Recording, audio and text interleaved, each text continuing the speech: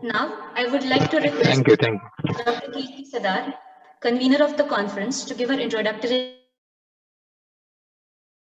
to request all the participants to keep their mics on mute mode. It causes disturbance to other participants and a nuisance to the conference. Thank you once again. Now, I would like to request Dr. Kirti Sadar, convener of the conference, to give her introductory remarks. Dr. Kirti Sadar. Thank you, Pallavi. Namaste to all. First of all, I'm sorry, due to time unable to hear.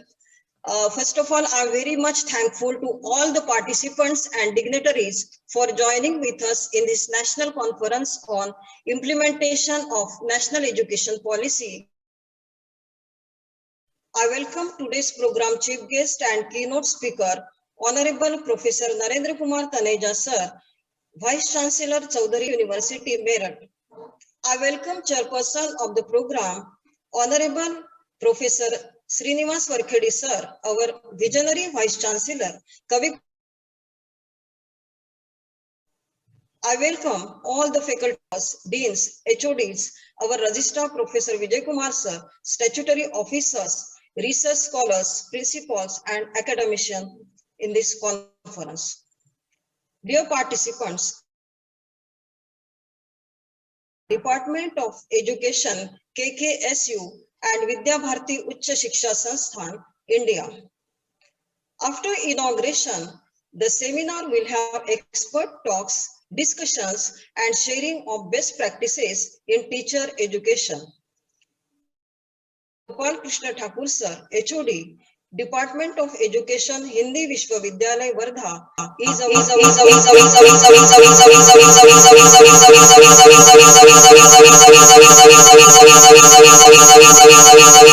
issues and challenges.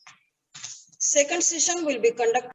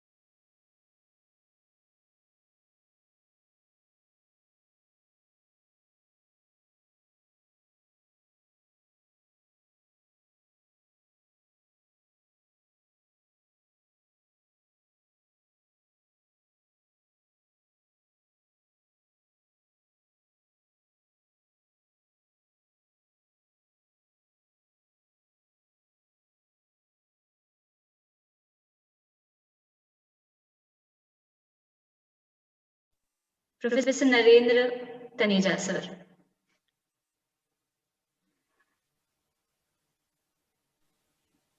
Sir को unmute करना, हाँ unmute हो गए. Yes. Professor Narendra Kumar, sir, Vice Chancellor of Chaudhary Charan Singh University, Meerut, Uttar Pradesh.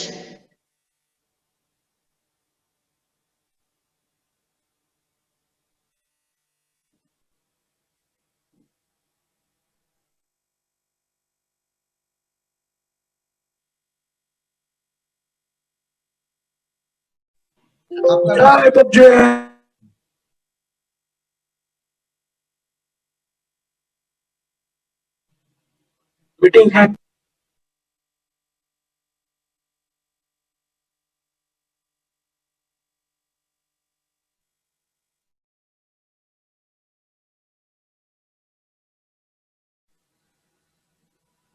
भाई mic on है, मचा दो मचा दो.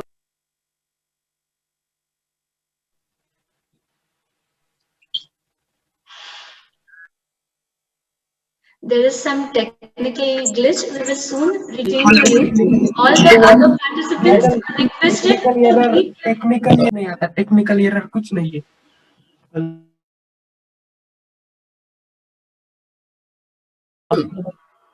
Yes, My sir. audio You are not audible. issue. Yes, sir. I request everyone, please mute themselves.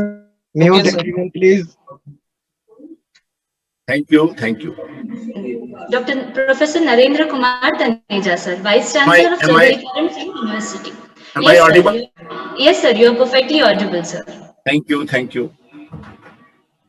It's immense pleasure to say good morning respectfully to Professor Varkhedi, the Honorable Vice Chancellor of Kavi Kulguru Kalidas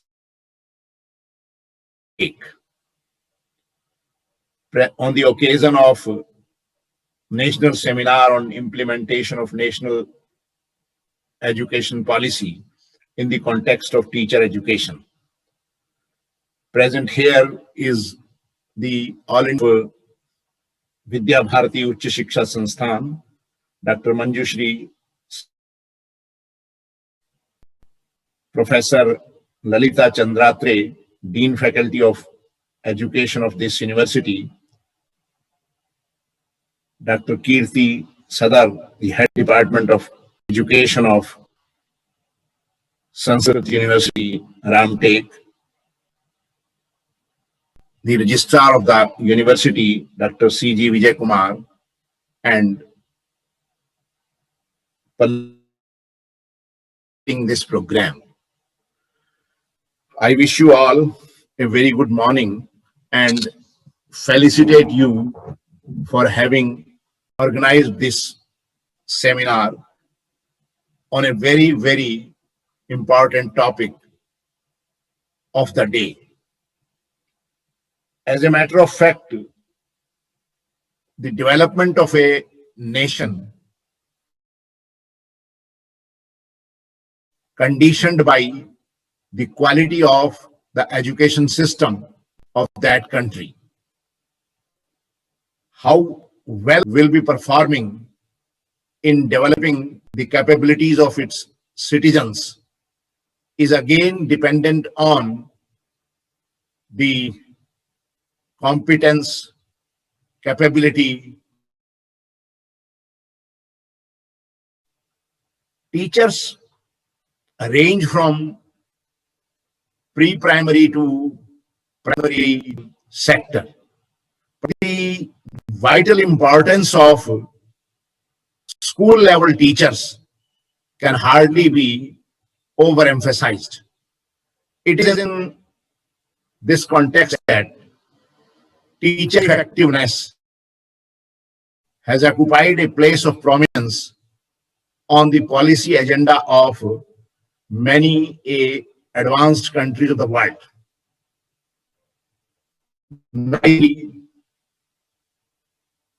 Australia, Singapore, Finland, Canada, all these countries are relatively advanced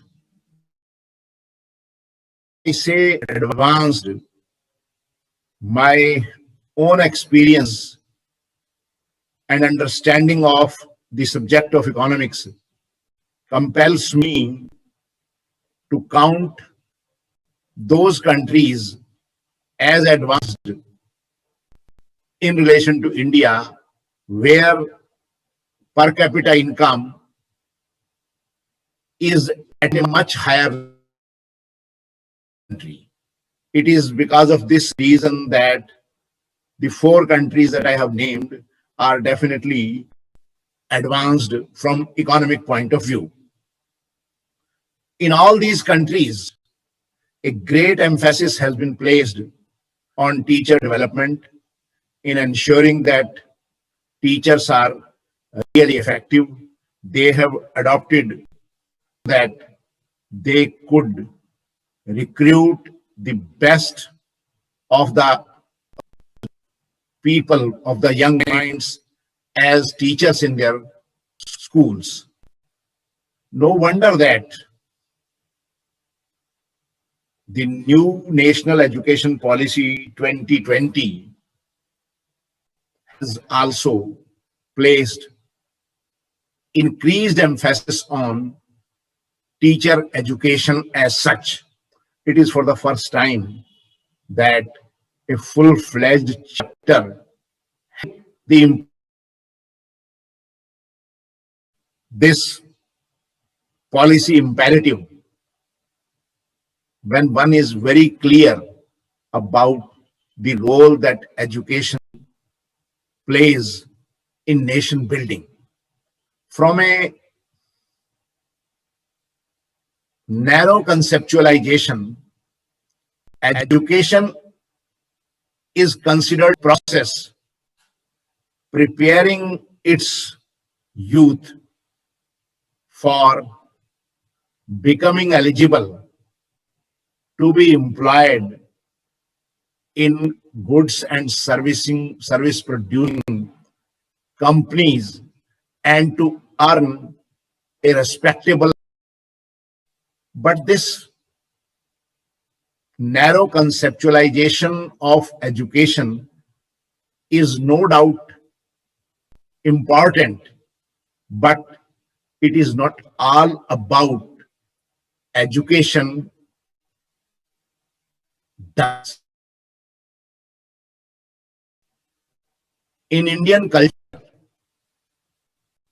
education has been assigned a place of very high order. Education in our culture is considered to be enabling people, enabling the young minds to perform purusharthas, dharma, arth, kam, and moksha, duties, set of actions that one performing throughout his life in order to seek self accomplishment as well as enabling oneself to discharge one's duties to wider entities. And these wider entities are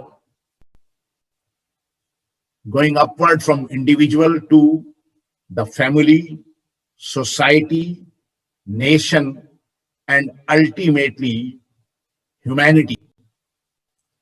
It is in this wider context that the role of education becomes very, very important and crucial.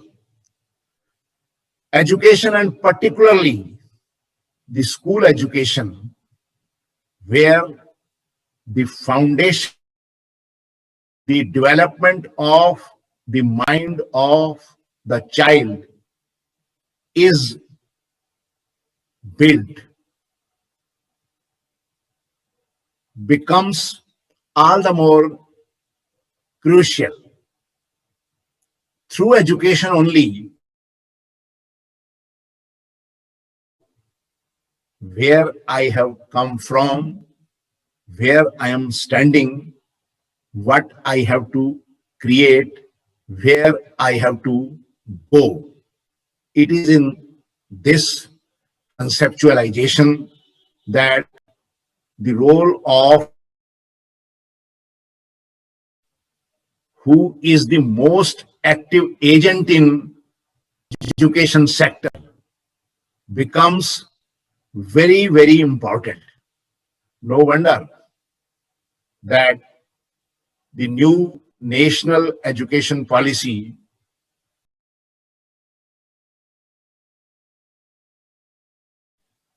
increased emphasis on teacher education.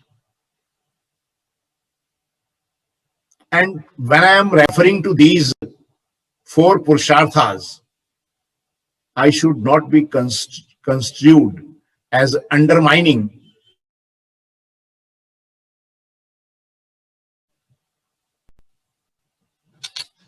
importance of the economic role which an individual has to play in his life at a future level. The 21st century for which we have to prepare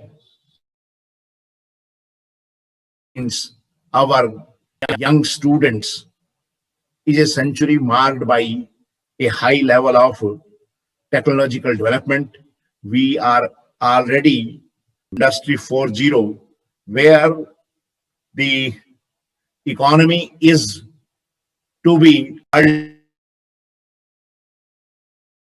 the young minds, their approach, their acquisitions, their problem solving capability, their capability to raise questions and see answers has to be of a high level. It is in this backdrop that at the school level have to be highly competent. And when we take a view of exists today in our country, we find that there are certainly glaring shortfalls, and it is therefore relevant that the new national education policy has taken a note of these weaknesses which are marring the school education system of our country, because certain weaknesses in our teacher education program. How those weaknesses can be remedied and what best can be done to prepare effective teachers who are competent and are able to take the role of steering the young minds, spearheading the process of taking or leading young minds from the era of darkness to the light of knowledge. It is in this context that a number of measures have been suggested in new education policy to improve upon the teacher education program. That as of now, the type of students, the type of young people who are to be prepared as teachers That is, this young boys and girls seeking admission to B.Ed program of our universities and colleges. If one reviews their quality, their competence vis-a-vis the young minds preparing for other jobs, services, students seeking admission to B.Ed programs is not of that level. It becomes very important to devise a program wherein the most talented and most outstanding young boys and girls are willing to be most talented and most intelligent. Their brilliance is of a high level. Their ability cannot be questioned.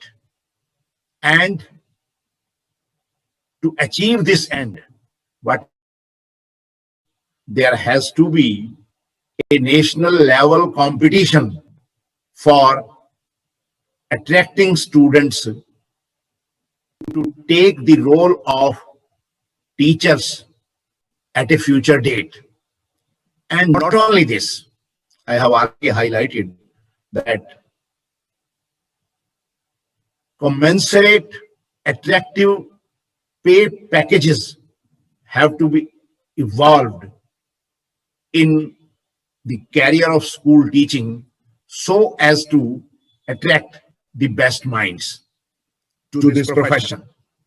And this has been partly done, this has been partly achieved in this new national education policy. And when it provides that those who secure a high meritorious position in test conducted by National Testing Agency to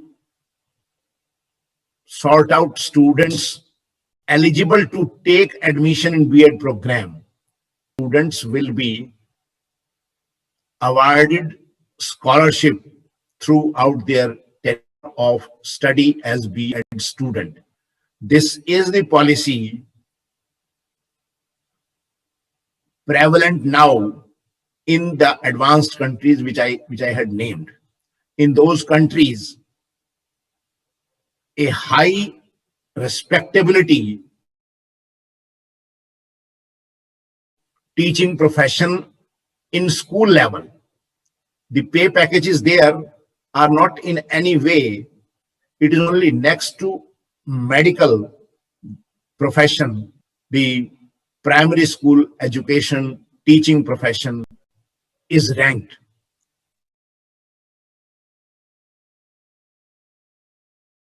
By the new education policy is that there will be attractive packages for serving in rural areas. Those who are employed as teachers in rural areas, they will be duly compensated, and the total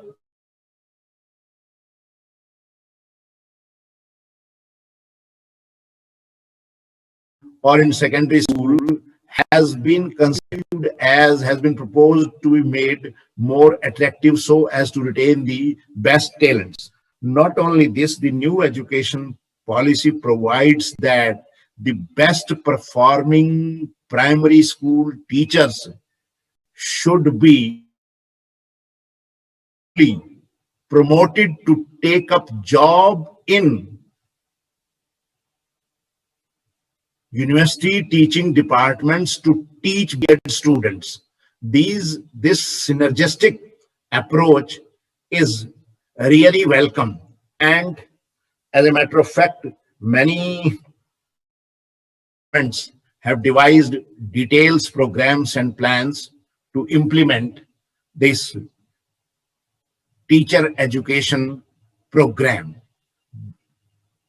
This much about the service teacher attractive measures attract the best talents to teaching profession. In addition to it, what is required and what has been actually taken note of by the new education policy document is that the as of now program in our universities and colleges is not comprehensive. The curriculum is in a way very light, that everybody who is seeking first, that everybody is able to seek admission to B.Ed program. Second,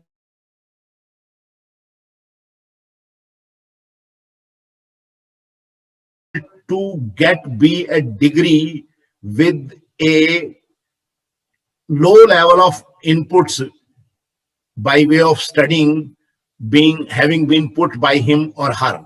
All these aspects have been deliberated in details in preparing the new national education policy in the context of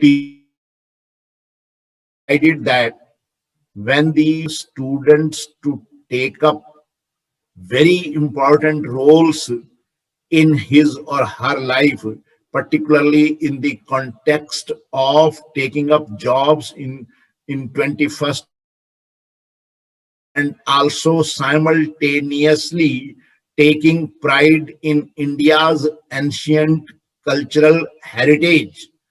In this context, teacher has to be prepared. The future teacher has to be prepared on the basis of a very, very comprehensive curriculum. Decided that now multidisciplinary higher education institutes will be offering B.Ed programs, will be offering teacher education programs. As of now, small level of colleges with a very limited faculty are offering programs. Now the program curriculum of the B.Ed program has been made very, very comprehensive. The National Curriculum Framework for Teacher Education is coming up with that comprehensive curriculum of B.Ed, 4-year B.Ed program in 2000, designed to be having a large number of educational philosophy, the courses in social aspect of education, and also in child psychology, in addition to the specified subjects like science, mathematics, languages, computer science, etc. So that the one who's B.Ed program is highly trained, highly oriented to take up the role for which developed. This, moreover, the implementation aspect places huge responsibilities on state governments because of the very nature. Implementation lies with state governments and largely with state universities. It is in this context that, like the Department of Education of this university, have to play a very, very active role conducting cutting-edge research manned by their students and faculties on in schools. As a matter of fact, the new education policy provides for compulsory by PhD students, wherein they will be asked to visit schools, primary schools, and to furnish findings in their PhD program as to what could be the best teaching practices in terms of pedagogy in terms of content, so as to prepare the best teachers. Suggest the continuous updation of our curriculum in teacher education programs, that is the B.Ed level. It is in this context that the university departments are expected to have a look on the role of the government schools as well as done by many NGOs. I would specifically like to mention that the Vidya Bharati Uच्च Shiksha Sansthan's mother organization, the Vidya Bharati as such, has a very vast experience of running schools ranging from primary level to higher secondary level across different parts of the country. And Vidya Bharati as such has a very vital role in preparing teachers, motivating teachers, developing them to in turn educate our young people in their individual and social lives. What is expected is that university higher education departments, that is the departments of education, should therefore be multi-faculty departments from a large number of subject backgrounds. That may be the psychology, that may be the philosophy of education, that may be Indian culture, ancient Indian cultural heritage, and last but not the least, the four Purusharthas, Dharma, Arth, Kam, and Moksha, can be performed satisfactorily by the young students when our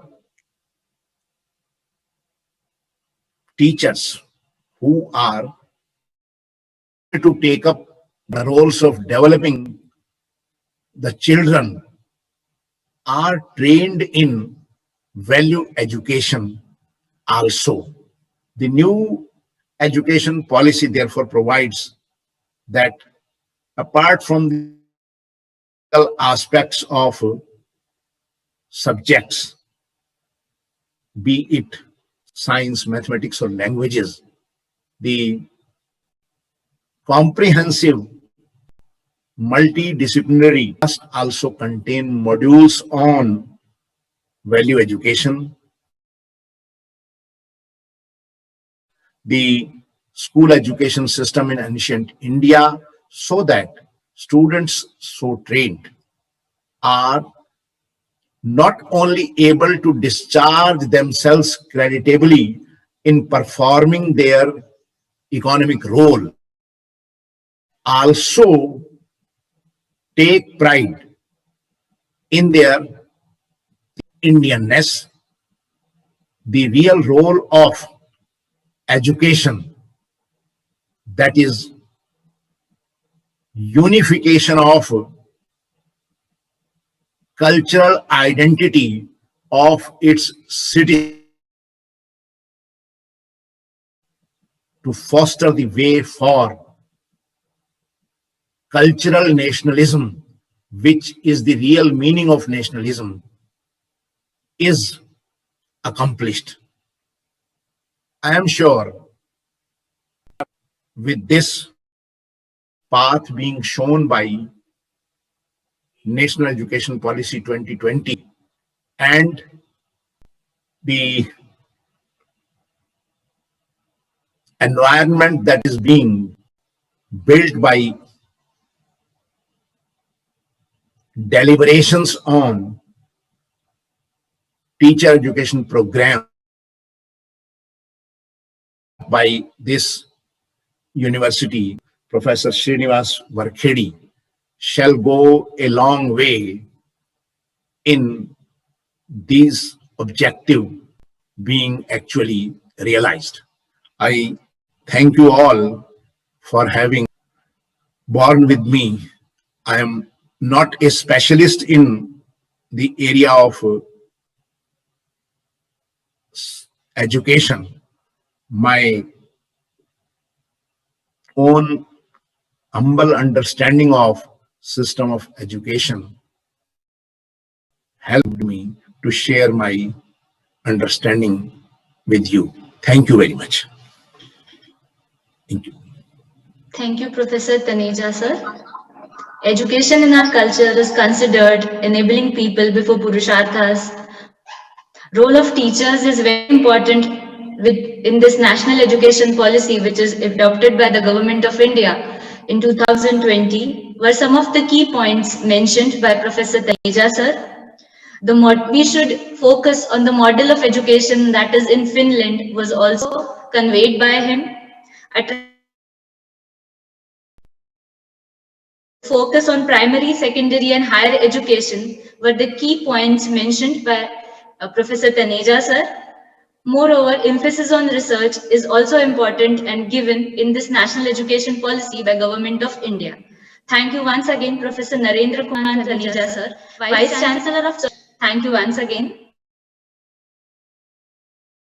Srinivas Varkhedi, Honorable Vice Chancellor of Kavikulaguru Kalidas Sanskrit University and Gondwana University, Gadchiroli. A dynamic and young academician in the fraternity, our own role model, Professor Srinivas Varkhedi, sir. Now, I would like to request Professor Varkhedi, Vice Chancellor of Kavikulaguru Kalidas Sanskrit University, Professor Srinivas Varkhedi.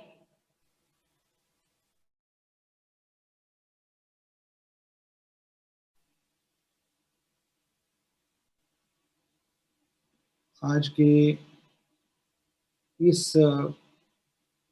अत्यंत महत्वपूर्ण ज्ञान सत्र में उपस्थित माननीय कुलपति चौधरी चरण सिंह विश्वविद्यालय मेरठ के श्री सम्माननीय आपको मेरे विद्यापीठ की ओर से मेरे ओर से स्वागत और प्रणाम। न केवल आज एक प्रतिष्ठित विश्वविद्यालय के कुलपति के रूप में, बल्कि विद्या भारती के जिस संगठन के साथ ये कार्यक्रम चल रहा है उसके कार्यदर्शी के रूप में भी, सचिव के रूप में भी यहाँ उपस्थित है। तथैव विद्या भारती के सभी सम्माननीय अधिकारीगण जैसे शैलेंद्र जी यहाँ उपस्थित हैं, उपाध्यक्ष माननीय मंजूश्री उपस्थित हैं, और उसी तरह अन्य सुहृदगण भी यहाँ उपस्थित हैं। श्रीकांत जी देशपांडे जी है और सोमदत्त जी भी है। सभी को विश्वविद्यालय की ओर से आपको स्वागत और प्रणाम करता हूँ।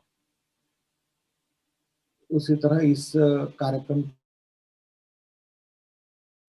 हमारे विद्यापीठ के शिक्षा विभाग के अध्यक्षा डॉक्टर कीर्ति सदार, डॉक्टर हरे कृष्णा अगस्ती, प्रोफेसर ललिता चंद्रात्रे,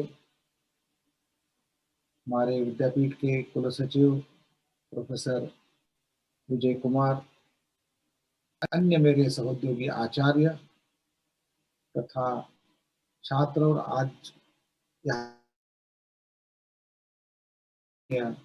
अध्यापकगण, राष्ट्रीय शिक्षा नीति के बारे में जितने भी चर्चाएं हुई है, एक साल से हम इन चर्चा सत्रों में भाग ले रहे हैं। उसमें कुछ महत्वपूर्ण बिंदुओं के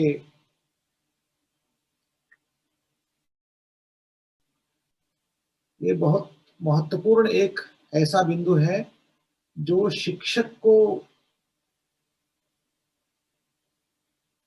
रूपित करना, क्योंकि शिक्षा नीति केवल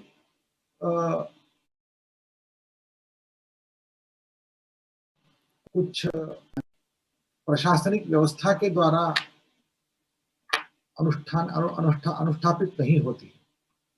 शिक्षा नीति का अनुष्ठान करना है तो उसको वास्तविक रूप में प्रयोग करना है, तो प्रयोग करने वालों में महत्वपूर्ण आने वाले आचार्य होते हैं, शिक्षक होते हैं। तो शिक्षक के बिना और छात्रों के बिना यह शिक्षा नीति वास्तविक रूप से एक क्रियान्वयन नहीं हो सकता है। तो इसको क्रियान्वयन करने के लिए जो महत्वपूर्ण भाग है, आचार्य पूर्व रूपम अंते वा सूत्र रूपम, आचार्य और इन दोनों का एक सिद्धता करना ये बहुत महत्वपूर्ण है। उसमें शिक्षक प्रशिक्षण के बारे में इतनी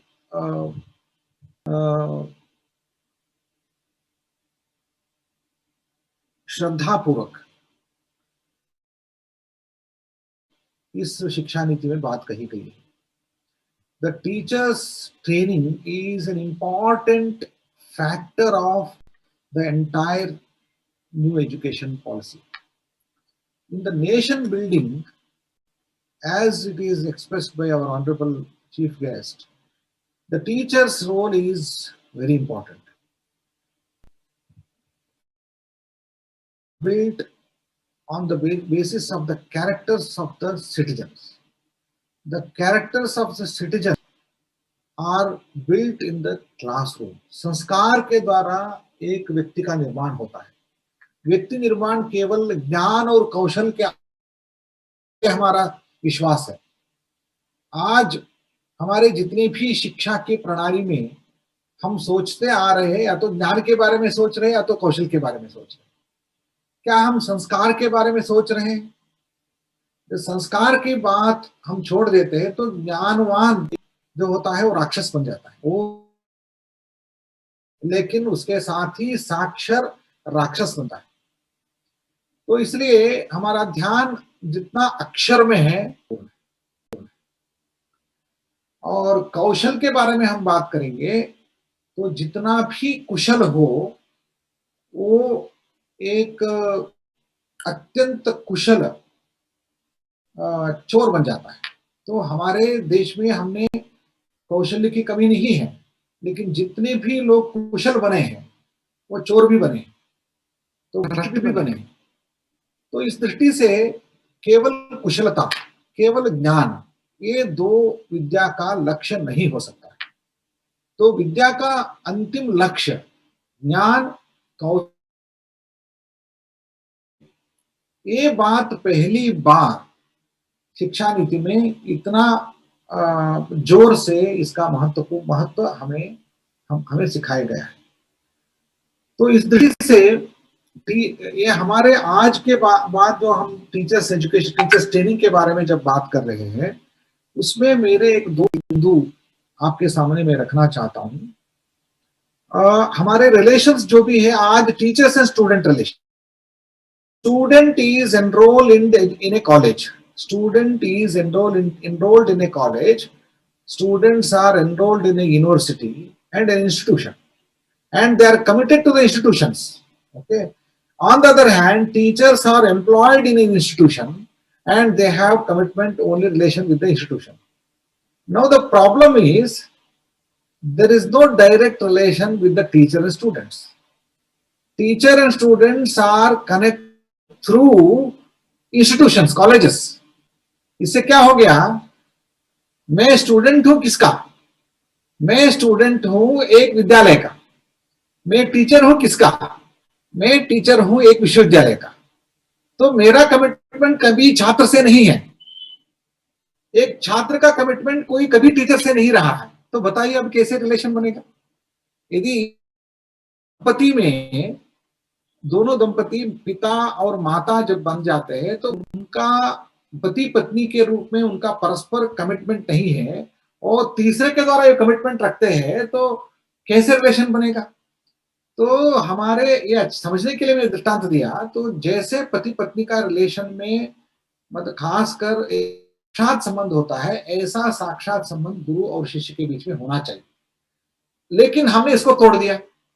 We have created the relation with students are enrolled in the university and teachers are employed in the university.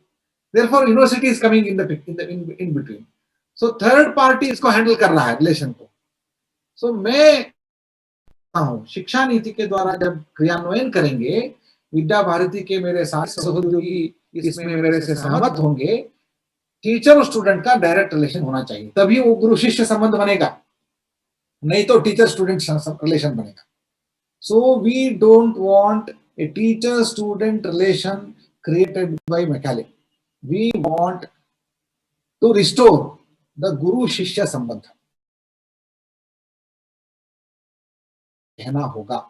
तो यदि एक यूनिवर्सिटी के टीचर हो, स्कूल के टीचर हो, मैं जब गुरु बन जाता हूं, मैं टीचर जब तक बनूंगा तब तक हमारे स्टूडेंट बनेंगे, वो कभी भी शिष्य नहीं बनेंगे। तो गुरु बनने का सवाल हमें स्वीकारना है। तो हर एक टीचर को गुरु बनना है, तो बहुत रिस्पॉन्सिबिलिटी है। तो टीचर गुरु बनना इतना आसान नहीं है। तो गुरु टीचर बन सकता है, लेकिन टीचर गुरु बनना आसान नहीं है। तो टीचर एक सैलरी के लिए काम करेगा, गुरु सैलरी के लिए काम नहीं करेगा।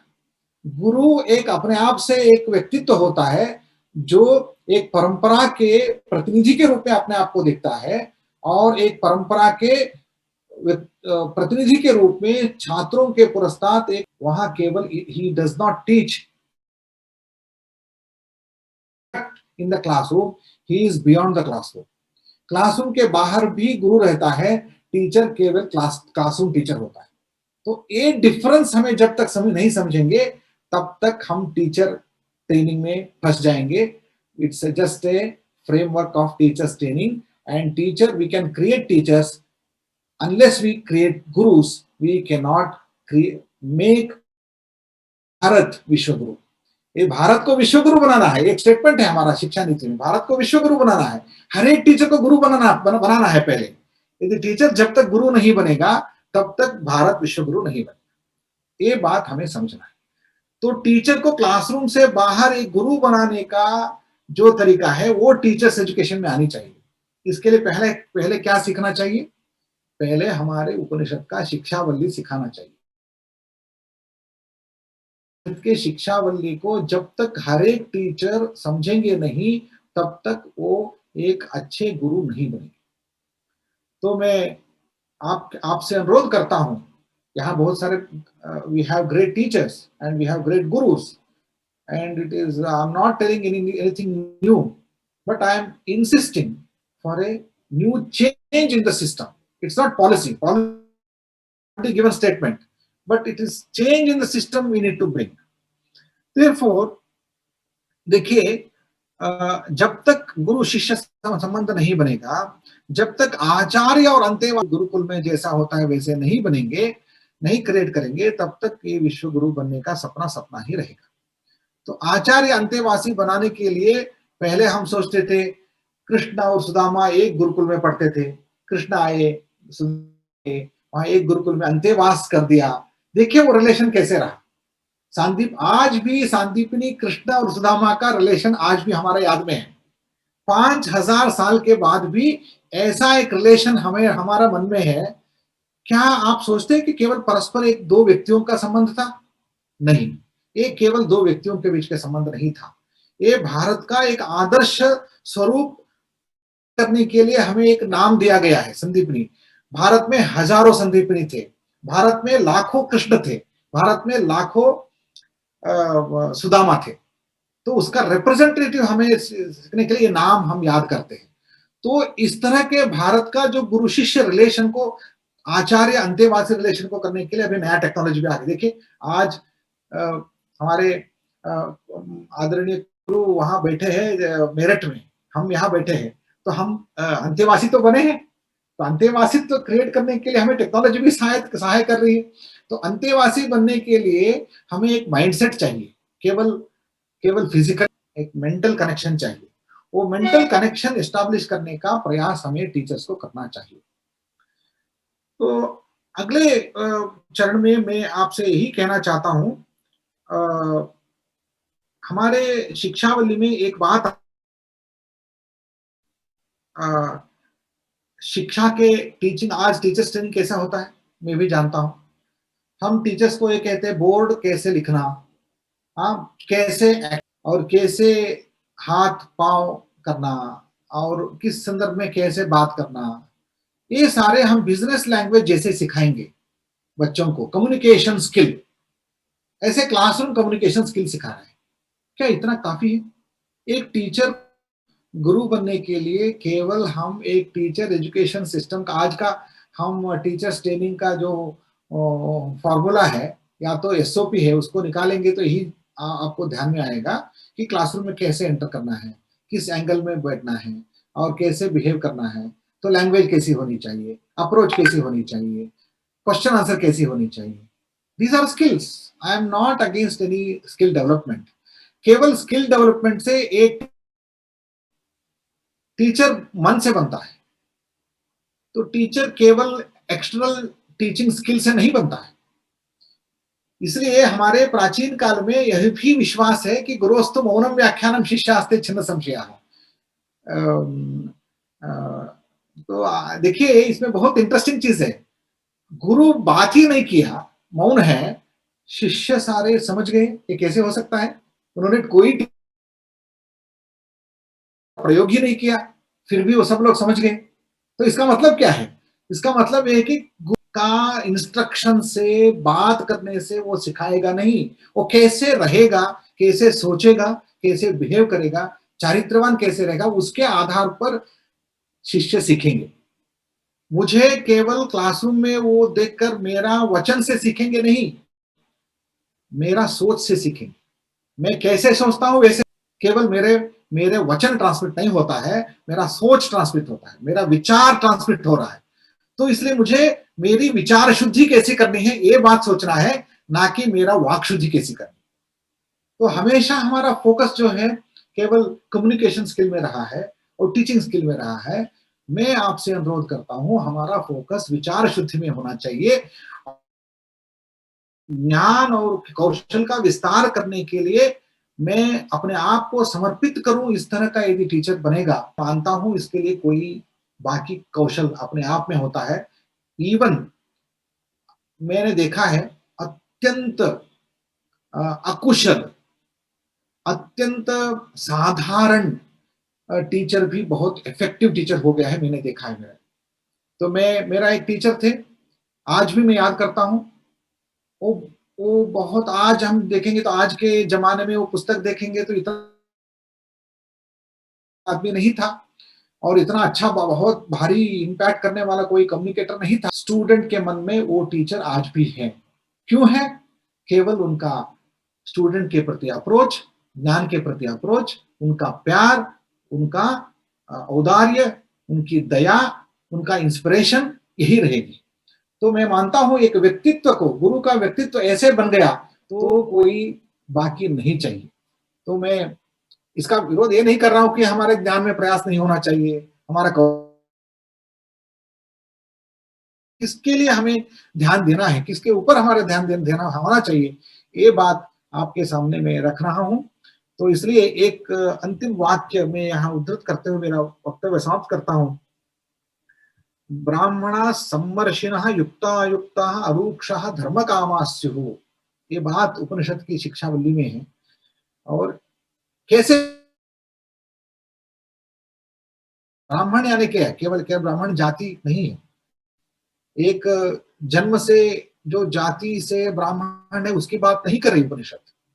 जो ब्रह्म में श्रद्धा रखने वाला, ब्रह्म यानी यूनिवर्सल स्पिरिट में श्रद्धा रखने वाला, यूनिवर्सल ट्रूथ में श्रद्धा रखने वाला, अंतिम सत्य और निरंतर सत्य, सनातन सत्य में जो श्रद्धा रखता है वह वास्तविक ब्राह्मण होता है। He is the real spirit of education, spirit of शिक्षा, वो ब्राह्मण होता है। और दूसरा, सम्मर्शिनः, वो he should be very good in analysis. कैसे एनालिसिस करना है? He should be able to distinguish proper and improper, correct and incorrect. क्षमता रखने वाला हो जाता है। इतना ही नहीं, करेक्ट इनकरेक्ट जब करेंगे अहंकार आ जाता है। जो इनकरेक्ट है उसके ऊपर हमारा द्वेष रहता है, तो हम उसको बहुत कठोरता से देखेंगे।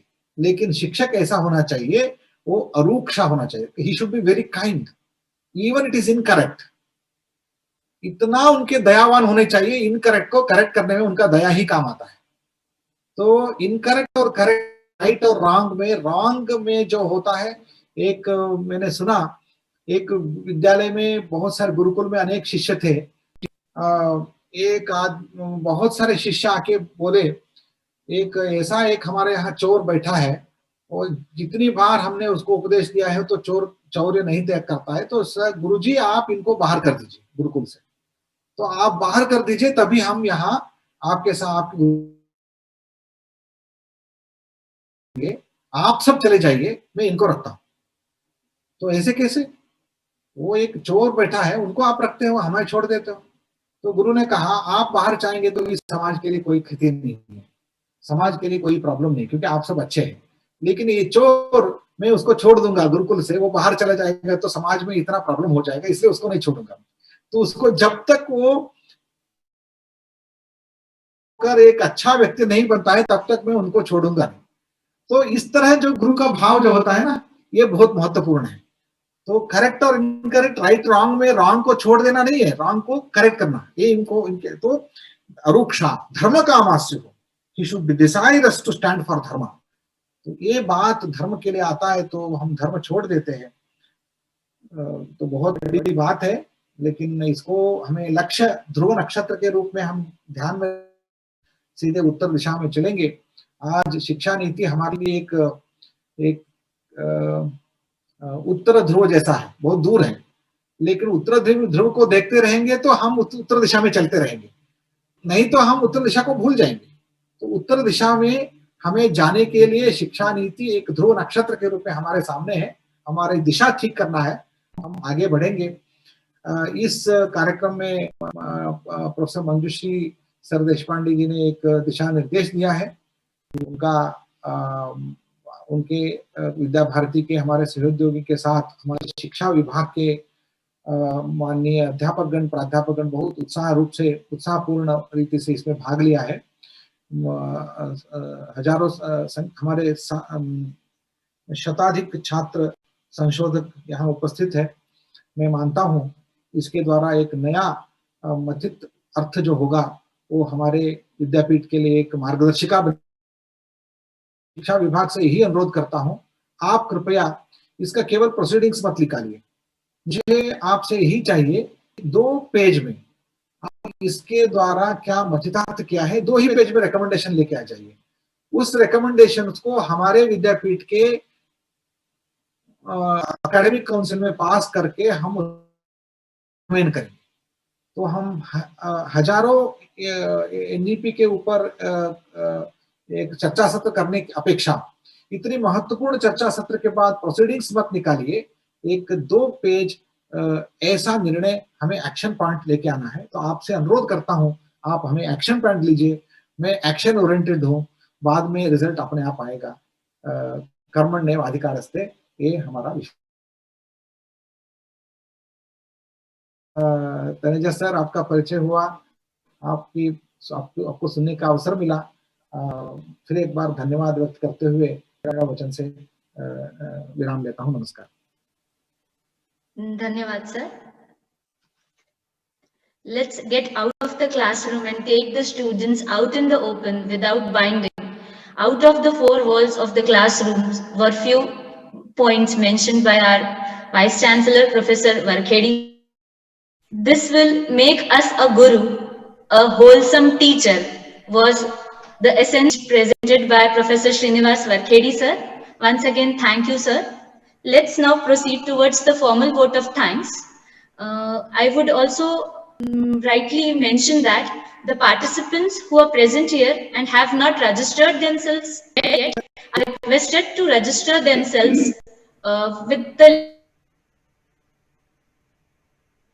as well as the participants who have registered will only get the certificate mentioned above. Thank you once again. Now, I would like to request Dr. Rishikesh Dalai sir, Director ODL, Kavikulaguru Kalidas Sanskrit University, to propose the formal vote of thanks. Professor Dr. Rishikesh Dalai sir. Hello, Pallavi आवाज आ रही? जी sir, Pallavi, आ रही।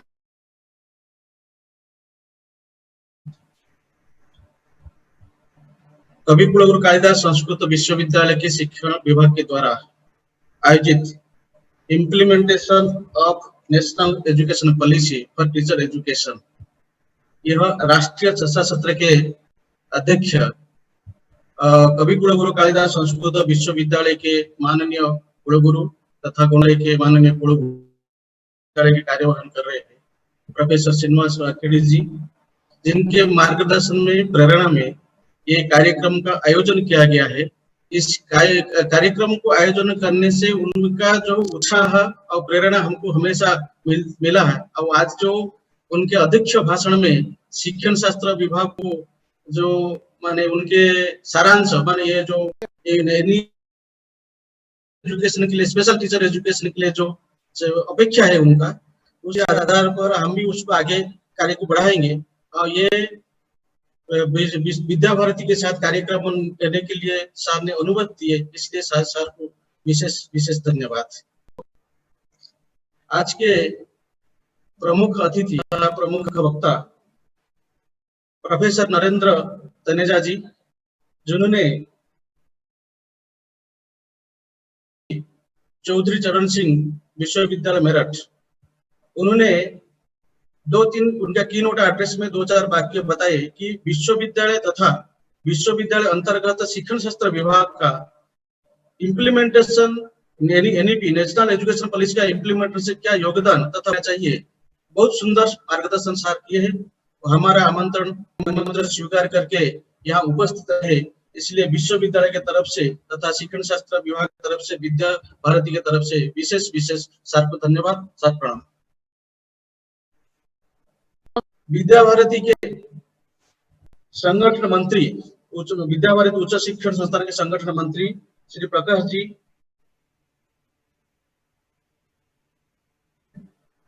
रघुनंदन जी, उन्होंने कालिदास संस्कृत विश्वविद्यालय के साथ मिलकर राष्ट्रीय चर्चा सत्र लेने के लिए जो अनुमति प्रदान की है, इसलिए उनको विश्वविद्यालय के तरफ से और विशेष धन्यवाद।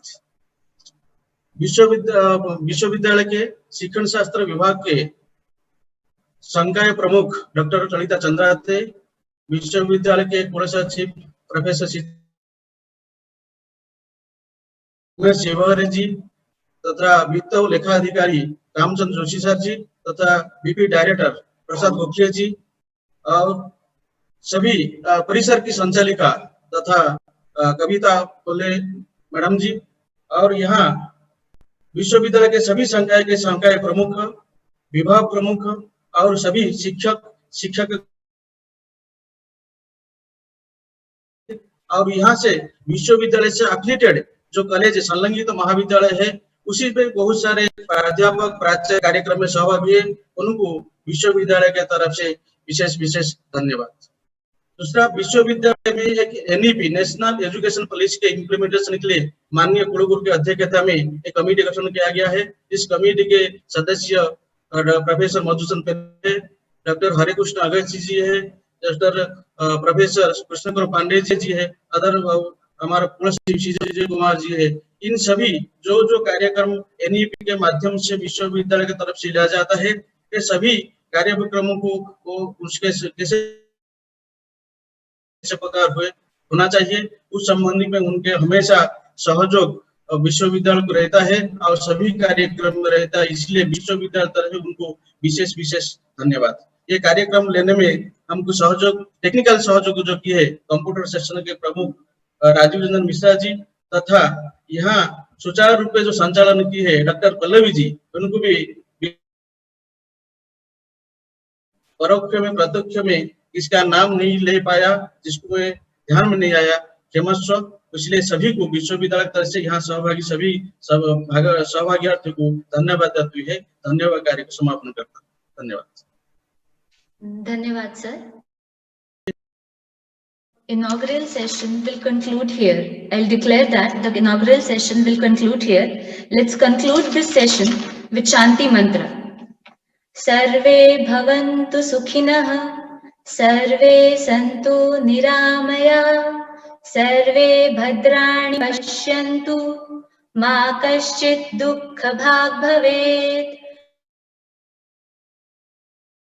शान्तिः। धन्यवादः. We will now begin with the further sessions. For further proceedings, I would like to hand over to my colleague Renushri Bansod, Assistant Professor in ODL section of Kavikula Guru Kalidas Sanskrit University. Over to you, Renushri. Thank you once again. I will and attend the various sections which will be conducted by Renushri ma'am, and all the participants who haven't registered themselves are requested to register themselves. Those who have registered will be presented with the certificates for this one-day national conference on implementation of national education policy for teachers education. Again, over to you, Dr. Renushri. Thank you. Thank you, Dr. Pallavi. Now, after the completion of our inauguration ceremony, let us start with the main function. Good afternoon to all the dignitaries. With great joy and immense exultation, I feel privileged to extend my warm welcome to all present here for the National Conference on Implementation Education Policy for Teacher Education, jointly organized by Department of Education, KKSU Ramtech, and Vidya Bharati Ucha Shiksha Sansthan, India. The aim of this conference is to discuss the opportunity to the implementation of National Education Policy 2020 for teacher education with respect to quality, multidisciplinary approach, and global. It also focuses on curriculum pedagogy, opportunities and challenges in integrated teacher education, as well as best practice. Vidya dadati vinayam, vinayad yati patratam, patratva dhanam apnoti, dhanat dharmam tatah sukham. Thus, education leads to happiness and prosperity. Enrich our concepts with this regard. We are blessed to have three eminent speakers with us today. Today we have Professor Gopal Krishna Thakur as the speaker for our first session. The theme for our first session is NEP implementation in teacher education, issues and challenges.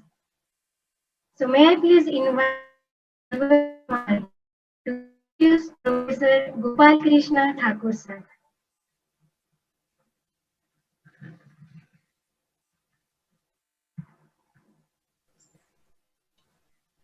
Good afternoon. It's a great pleasure for me to introduce our today's speaker, Professor Gopal Krishna Thakur sir. Professor with over 2 decades of experience in school education, educational research and evaluation. He has done his doctorate in education from the University of Advanced Studies in Education, Jamia Millia Islamia, New Delhi. Prior to his doctoral work, he did his MSc in chemistry, MBA, B.Ed, MA in education from Delhi University. He has been associated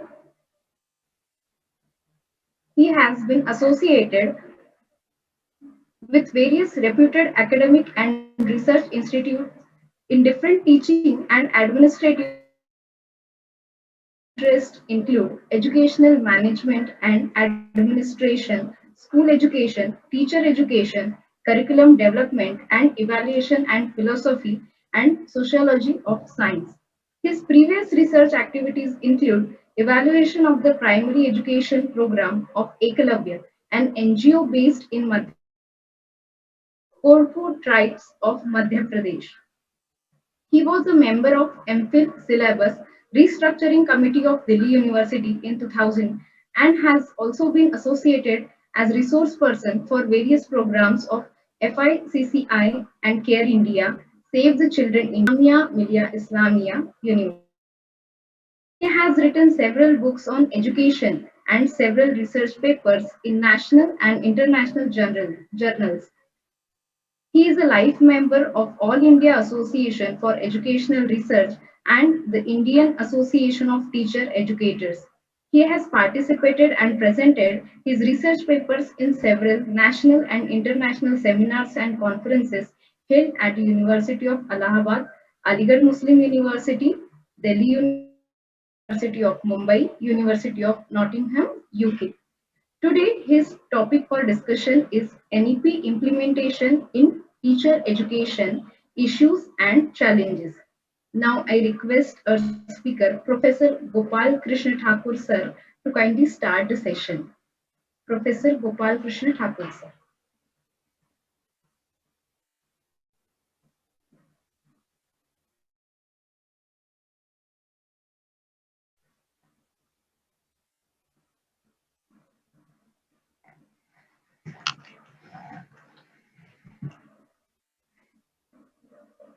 Hello. Gopal Krishna sir, can you hear us? अब आवाज आ रही है मेरी? धन्यवाद आपका, धन्यवाद sir, स्वागत है गोपाल कृष्ण जी, नमस्कार। धन्यवाद धन्यवाद प्रोफेसर दल्लाई साहब। मैं इस सेमिनार के अवसर पर सर्वप्रथम आभार प्रकट करना चाहता हूं कवि कुलगुरु कालिदास संस्कृत विश्वविद्यालय के यशस्वी कुलपति प्रोफेसर श्रीनिवास बरखेड़ी साहब का, शिक्षा संकाय की डीन कीर्ति सदार मैडम का, विद्या भारती उच्चतर शिक्षा संस्थान श्रीमती मंजूश्री सरदेश पांडे जी का, कि मुझे अपने विचारों को यहाँ पर साझा कर, यह जो विषय है राष्ट्रीय शिक्षा नीति 2020 और अध्यापक शिक्षा के लिए जो इश्यूज हैं, चैलेंजेस हैं, मुझे लगता है यद्यपि इस पर काफी चर्चा हो चुकी है और जब से यह राष्ट्रीय शिक्षा नीति आई है तब से देश के हर कोने में संभवतः सेमिनार और अलग-अलग प्रकृति के व्याख्यानों, संगोष्ठियों का आयोजन किया गया है। तथापि यह अत्यंत महत्व का विषय है और निश्चित रूप से हम सब के लिए जानना मात्र पर्याप्त नहीं है, संवेदनशील होना पर्याप्त नहीं,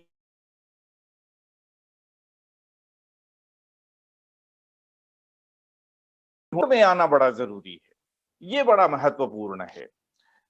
तो यह जानना बड़ा आवश्यक है, एक इस पर विचार करना आवश्यक है कि इस परिस्थिति में जबकि हम सभी 21वीं सदी के लगभग एक क्वार्टर पूर्ण करने जा रहे हैं, I mean we are about to complete 1 quarter of 21st century. We have before us, in front of us, SDG 4 target, Sustainable Development Goal 4, which was formulated and taken up by different countries of the in year 2015. और ये जो sustainable development goal है उसमें 3 शब्दों में अगर कहा जाए तो 3 शब्द है, परंतु वह ब्रह्मसूत्र की तरह है।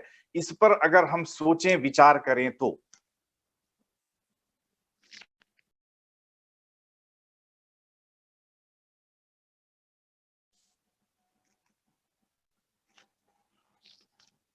कि आपका inclusive, equitable and quality education, ये तीनों बातें, एक तरफ जब हम इंक्लूजन की बात करते हैं शिक्षा में तो हमें इस पर विचार करने की आवश्यकता है कि शिक्षा को इंक्लूसिव कैसे बनाया जाए,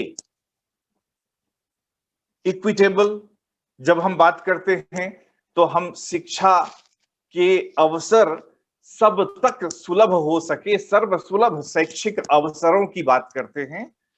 और जो तीसरा शब्द है क्वालिटी एजुकेशन, इस पर इतना मंथन हो चुका है, इतना मंथन हो चुका है कि कदाचित कई बार अगर इसको परिहास के शब्दों में कहा जाए तो ये गन्ने की तरह हो चुका है, जो कि मशीन में उसका रस निचोड़ते निचोड़ते वो गन्ना जो है वो रसहीन हो जाता है।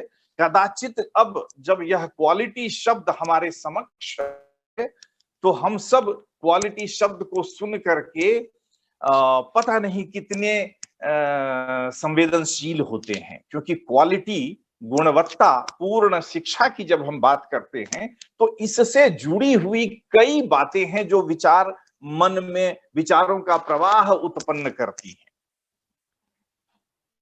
मैं एक बात, इससे पहले कि मैं अपने व्याख्यान को और जारी रखूं, मैं जो आयोजक मंडल में हैं यहाँ उपस्थित, क्योंकि समय इसका जो निर्धारित था वो समय तो व्यतीत हो गया है, तो अब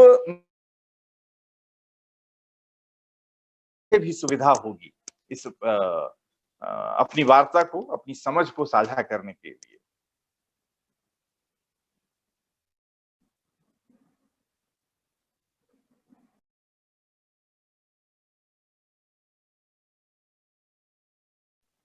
सर हम 20 मिनट्स बोल सकते हैं।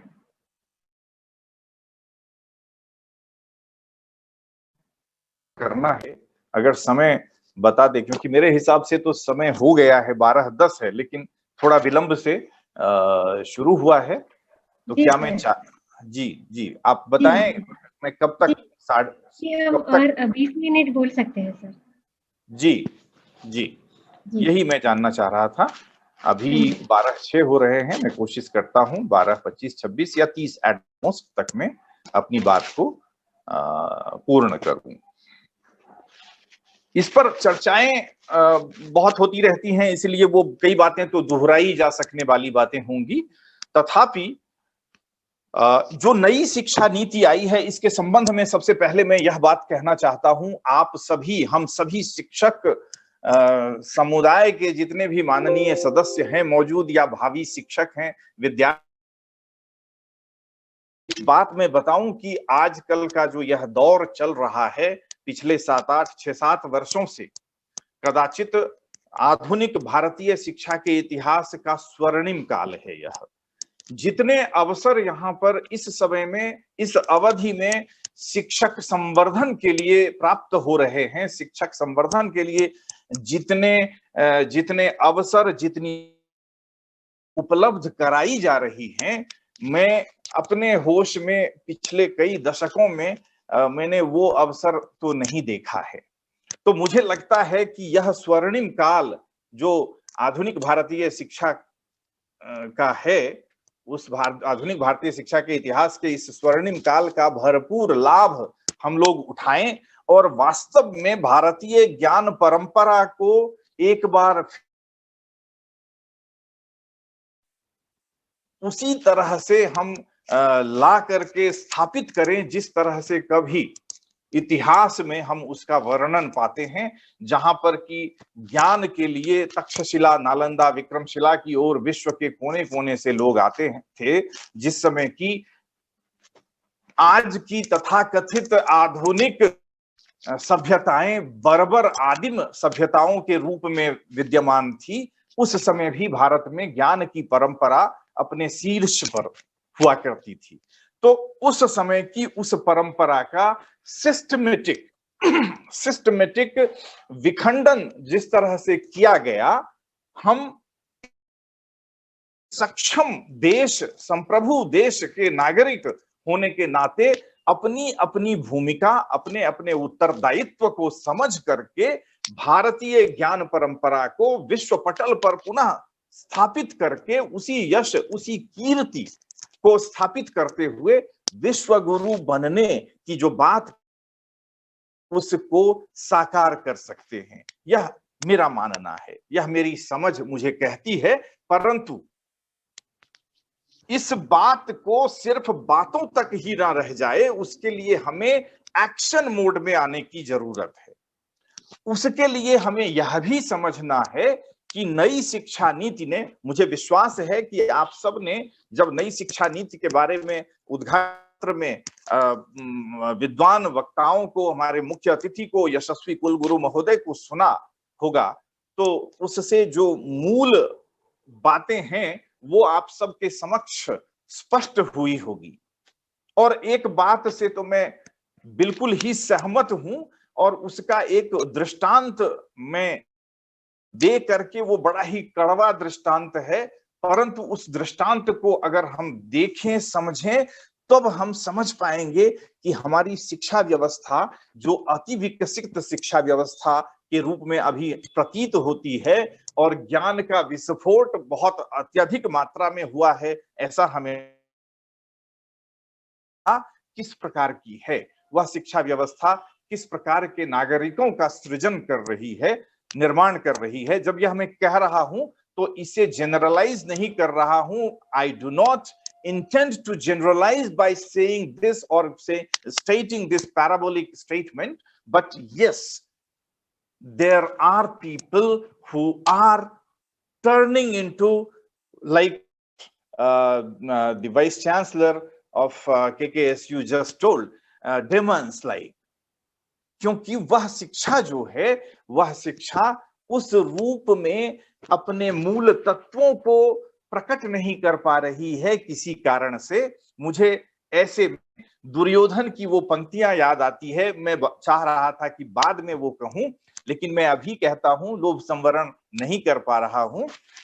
कहते हैं कि एक बार भगवान कृष्ण ने दुर्योधन को पूछा कि तुमने और पांडवों ने एक ही गुरुकुल में तुमने और पांडवों ने एक ही तरह की विद्या का अर्जन किया, परीक्षा भी एक ही थी, शिक्षण पद्धति भी एक ही थी, मूल्यांकन प्रक्रिया भी एक ही थी, इसके बावजूद ऐसा क्यों है कि वो उनका मार्ग अलग मार्ग पर है और तुम्हारा मार्ग बिल्कुल ही उलट मार्ग पर है, ऐसा क्यों है? द आंसर मुझे नहीं पता, मैं इस डिबेट में नहीं अभी पढ़ूंगा कि दुर्योधन या महाभारत या कृष्ण, उसका समय काल क्या था, अवधि क्या थी, या थे या नहीं थे, मगर दुर्योधन की वो पंक्तियां, में धर्मम न च मे प्रवृत्ति, जानाम्य धर्मम न च मे निवृत्ति। ए Krishna, I know what is dharma, I know what are virtues, I know what are the duties of an individual as a human being, but I am not inclined to that. हे कृष्ण, मैं यह सारी बातें जानता हूं, सद्गुण, तो मैं उस ओर प्रवृत्त नहीं हूं, उन्मुख नहीं हूं। और वो साथ में यह भी कहता है, जानाम्य धर्मम न च मे निवृत्ति। Krishna, I know what are vices, दुर्गुण है यह भी मैं जानता हूं, परंतु मैं उससे निवृत्त नहीं हो पा रहा हूं। मेरी जो निवृत्ति है उससे हो नहीं पा रही है। I am not able to get rid of those vices. I know though what are the vices, to get rid of that. तो फिर मेरे मन में जो विचार आता है वह मैं आपसे साझा करना चाहता हूं कि क्या कार्य, सार्थकता कैसी, जबकि आप शिक्षित हो करके भी अवगुणों से मुक्त नहीं हो पा रहे हैं। आपको अवगुण करने के लिए कह दिया जाए तो आप घंटों उसकी व्याख्या कर पाएंगे, आप सद्गुण दुर्गुण के बीच का भेद भी लिख पाएंगे, बोल पाएंगे, परंतु आपके व्यवहार में दुर्गुण उसी तरह से व्याप्त रहेंगे और सद्गुण का वास नहीं हो पाएगा। तो ऐसी शिक्षा की प्रक्रिया, ऐसी शिक्षा की व्यवस्था अपने आप में चिंता उत्पन्न करने वाली होती है, और इस पर हम सबको विचार। मैं सराहना करता हूं शिक्षा नीति 2020 के नियंताओं की।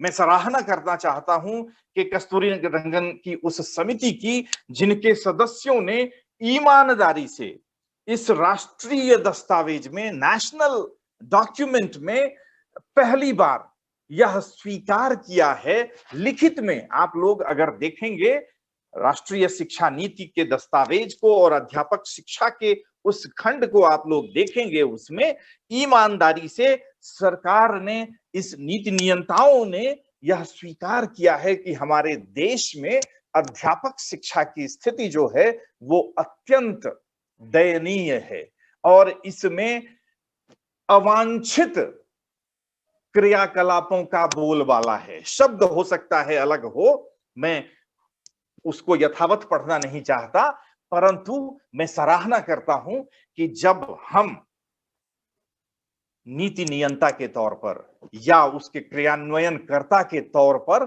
जब हम अपनी खामी को स्वीकार करते हैं, ये और बात है कि वो खामी किसकी रही है, ये बहुत बड़ा डिबेट है, बहुत बड़ा डिबेट है कि यह त्रुटि किसकी रही है। परंतु कम से कम पहली बार एक ऐसी नीति आई है जिस नीति के दस्तावेज में उस चीज को स्वीकार किया गया है। यह स्वीकारोक्ति है कि हमारी अध्यापक शिक्षा की जो प्रणाली है इसमें भ्रष्ट आचरण व्याप्त है और इसको दूर करना है। तो सबसे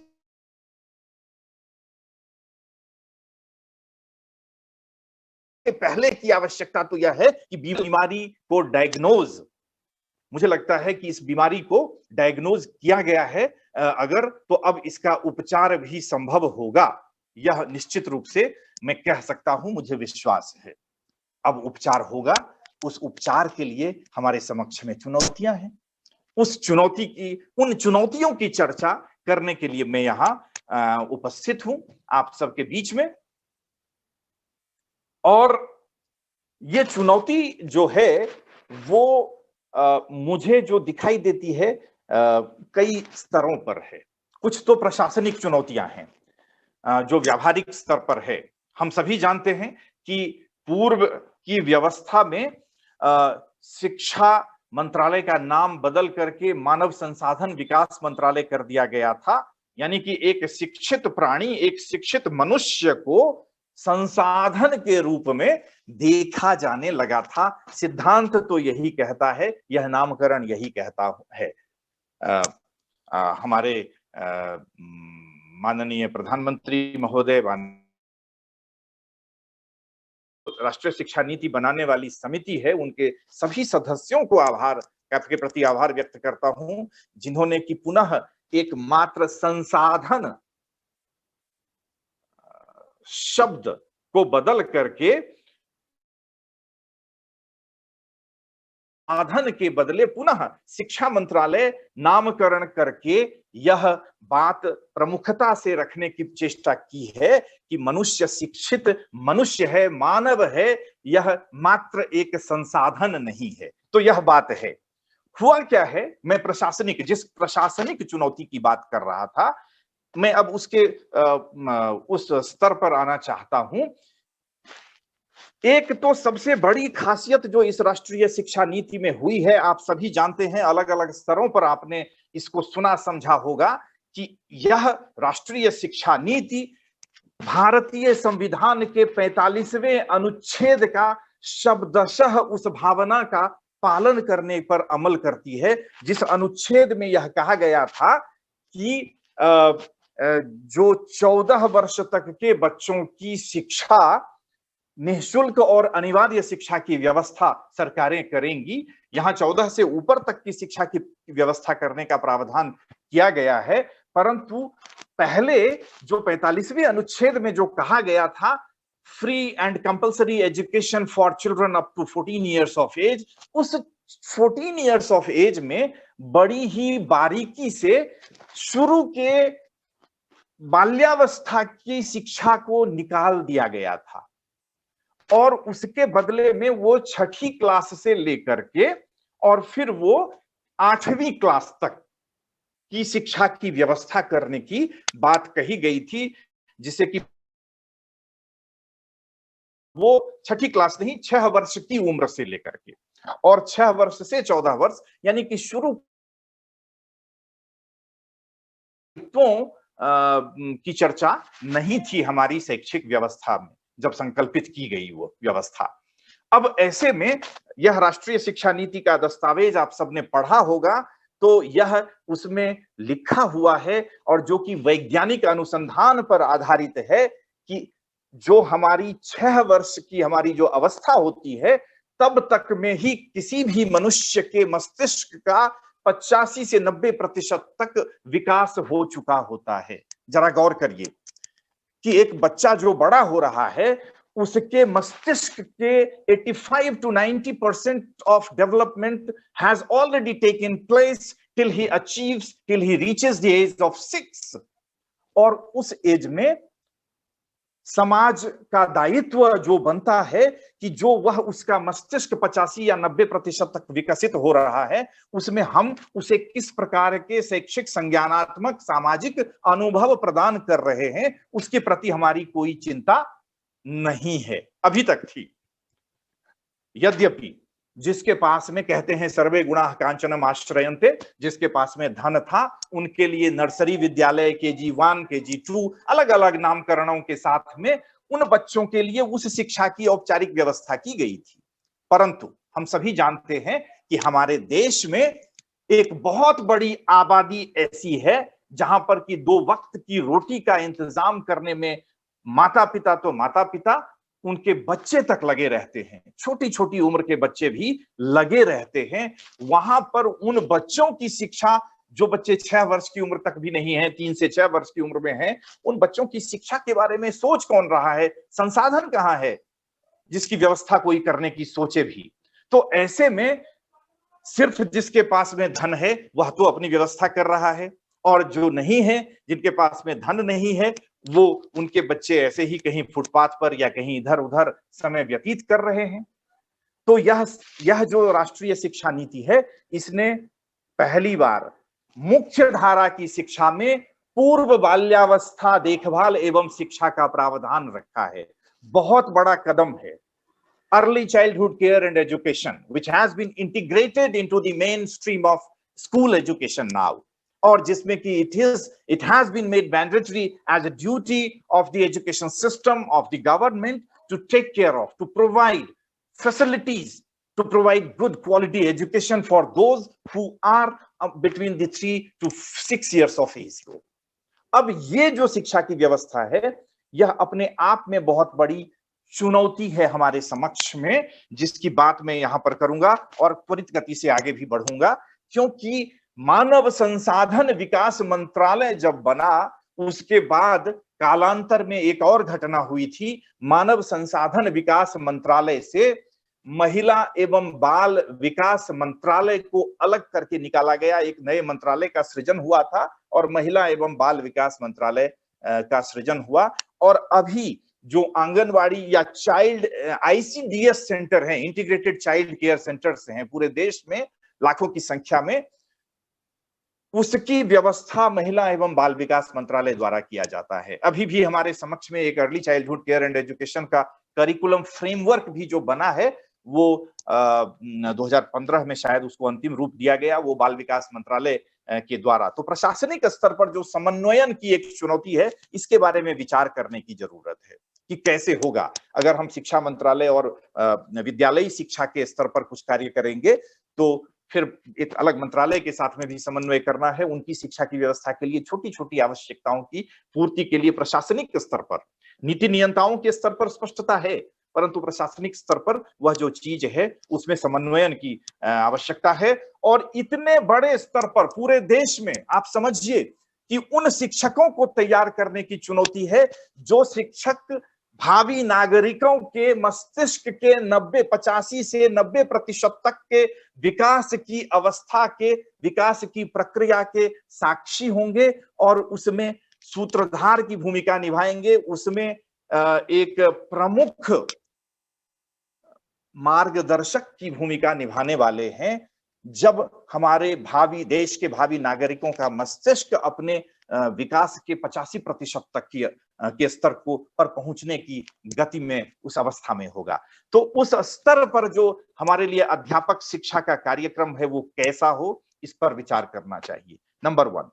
नंबर 2 ये है कि उसमें इस शिक्षा नीति में जो बात पहले भी कही गई है, जो उदाहरण में वो एक कड़वा उदाहरण देना चाह रहा था, आप सभी को मालूम है मुंबई में एक कोई 2 साल पहले एक घटना अखबारों में बहुत आई थी कि एक टेक्नोक्रेट किसी बहुत अच्छे तकनीकी संस्थान से इंजीनियरिंग की शिक्षा प्राप्त करके अमेरिका के सिलिकॉन वैली में रह रहा बालक, उसकी माता अकेली मुंबई के एक अपार्टमेंट में रहती थी और 2-3 महीने तक जब उनके पड़ोसियों को उनका कुछ दिखाई नहीं दी तो संदेह हुआ और उनके फ्लैट से बदबू आ रही थी। उन्होंने पुलिस बुलाया, तोड़ा तो पाया कि वो तो कब की मर चुकी थी और उनका शरीर भी जो है वो डिटेरियोरेट कर रहा था, डिके कर रहा था। And it was almost past 3 to 4 months that she had died and nobody had any clue. और बेटा अमेरिका के सिलिकॉन वैली में था। when police contacted the son and asked when last time you spoke to your mom, and he said that oh I didn't get time to talk to her, how is she by the way. So अब ये बालक, वो बेटा पूछ रहा है police से, मैं पिछले 2 साल से बात ही नहीं कर पाया हूं, कैसी है माता जी मेरी। और उसकी माता 3-4 महीने पहले मर चुकी, शरीर गल रहा है और वो बच्चा टेक्नोक्रेट अमेरिका के सिलिकॉन वैली में एक सफल, तथाकथित रूप से सफल एक वो इंजीनियर है, अपने व्यक्तिगत जीवन में काफी सुख सुविधाओं का लाभ उठा रहा है। जरा गौर करिए, क्या हम ऐसी शिक्षा की कल्पना करते हैं? क्या हम अपने बच्चों को ऐसे बच्चे के रूप में बड़ा होने देना चाहते हैं कि हमारा प्राण निकल जाए और हमारे बच्चों को खबर ना हो, उसे यह चिंता भी नहीं हो कि हजारों कोस दूर हमारे माँ बाप अगर रह रहे हैं वो कैसे हैं, 2 साल से बात ही ना कर रहा हो। अगर यह शिक्षा है तो कदाचित इवान इलिच ने जब कहा होगा पाठशाला भंग कर दो तो सही कहा होगा। डी स्कूलिंग सोसाइटी जब लिखा इवान इलिच ने, यही शिक्षा थी। हम क्या चाह रहे थे? हम विश्व गुरु बनना चाह रहे थे और हमारी शिक्षा यहां पर आ गई है। तो एक ऐसी विचारधारा तमस के रूप में आच्छादित हो गई भारतीय ज्ञान परंपरा पर, जिसने कि हमें इस रूप में लाकर के खड़ा कर दिया। यह शिक्षा नीति भारतीय ज्ञान परंपरा को पुनर्जीवित करने की बात करती है। इसके लिए हमारे शिक्षकों के कंधे पर सबसे बड़ी जिम्मेदारी है। हम अध्यापक शिक्षा की बात करते हैं, हमारे अध्यापक, हम सभी जानते हैं, जस्टिस वर्मा कमेटी ने 2012 में जब रिकमेंड किया था, 10,000 से ऊपर शिक्षा संस्थानों में जो आते हैं शिक्षक बनने के लिए विद्यार्थी, वो विद्यार्थी कदाचित कक्षा का मुंह भी कितनी बार देखते हैं वो स्वयं जाने।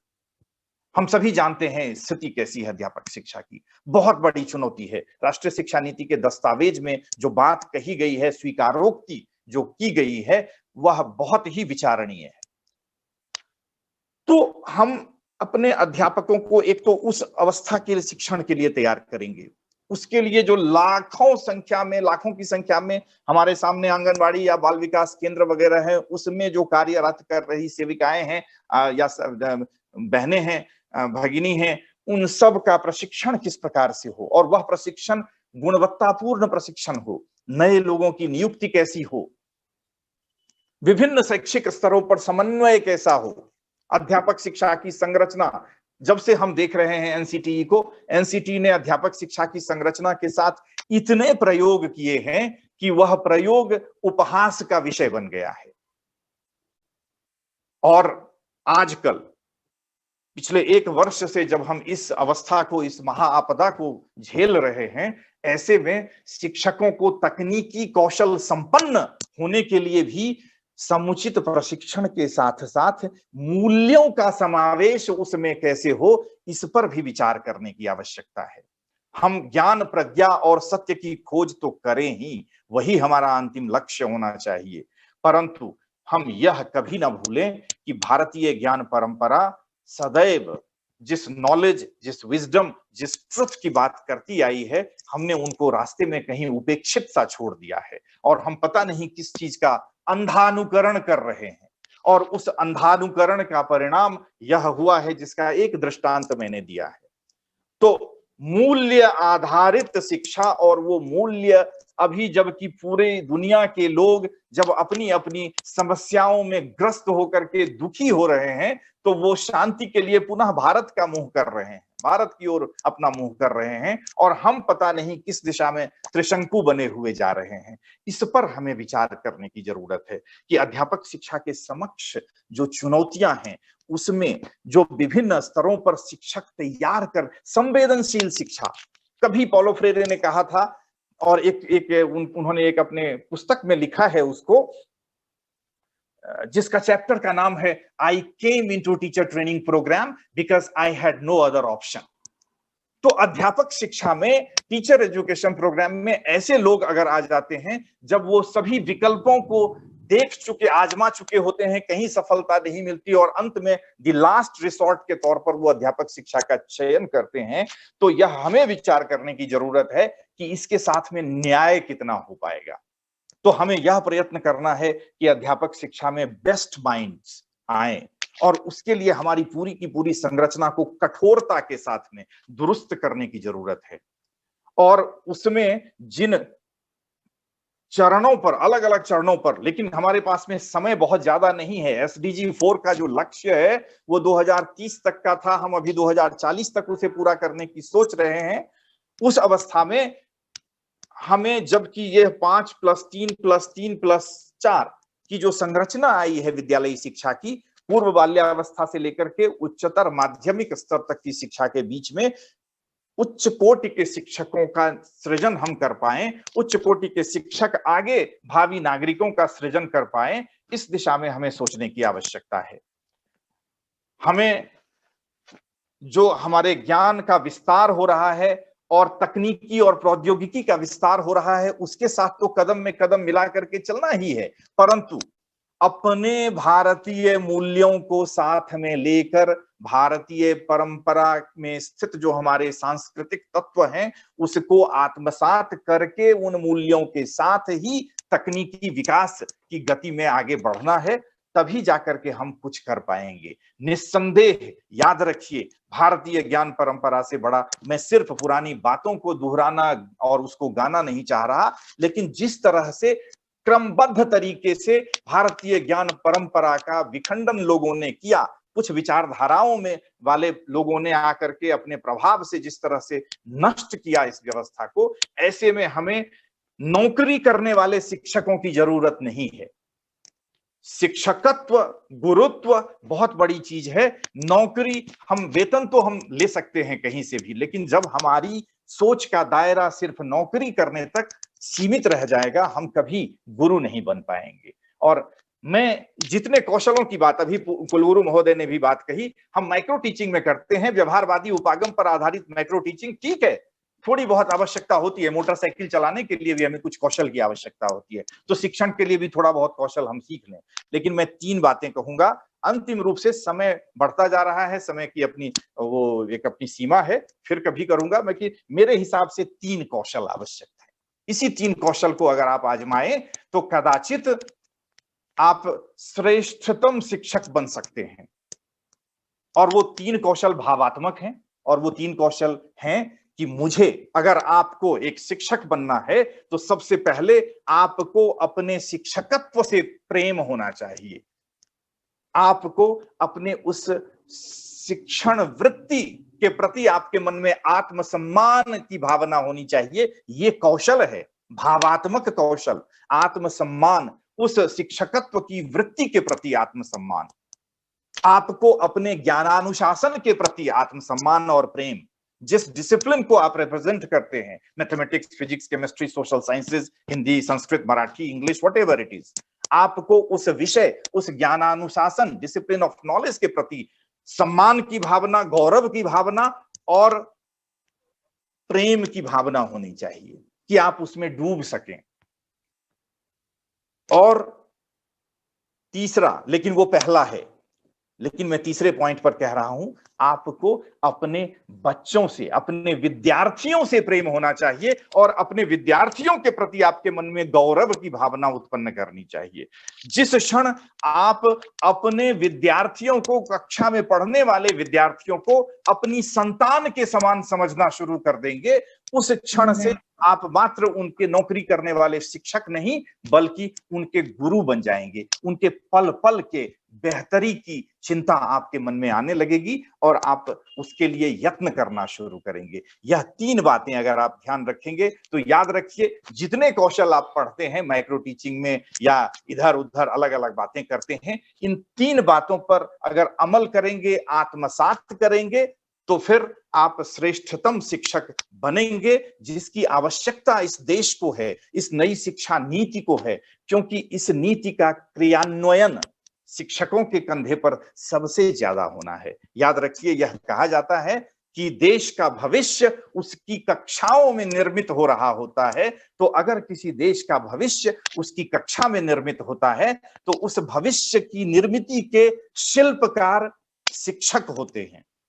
अब आपको यह तय करना है कि आप किस प्रकार के शिल्पकार बनना चाहते हैं। आप शिल्पकार के रूप में इस देश की निर्मिति किस रूप में करना चाहते हैं। मैं यहीं पर इस अपनी वाणी को विराम देना चाहता हूं। समय अभी ज्यादा हो गया है और कदाचित फिर किसी अन्य अवसर पर हम आपस में चर्चा करेंगे।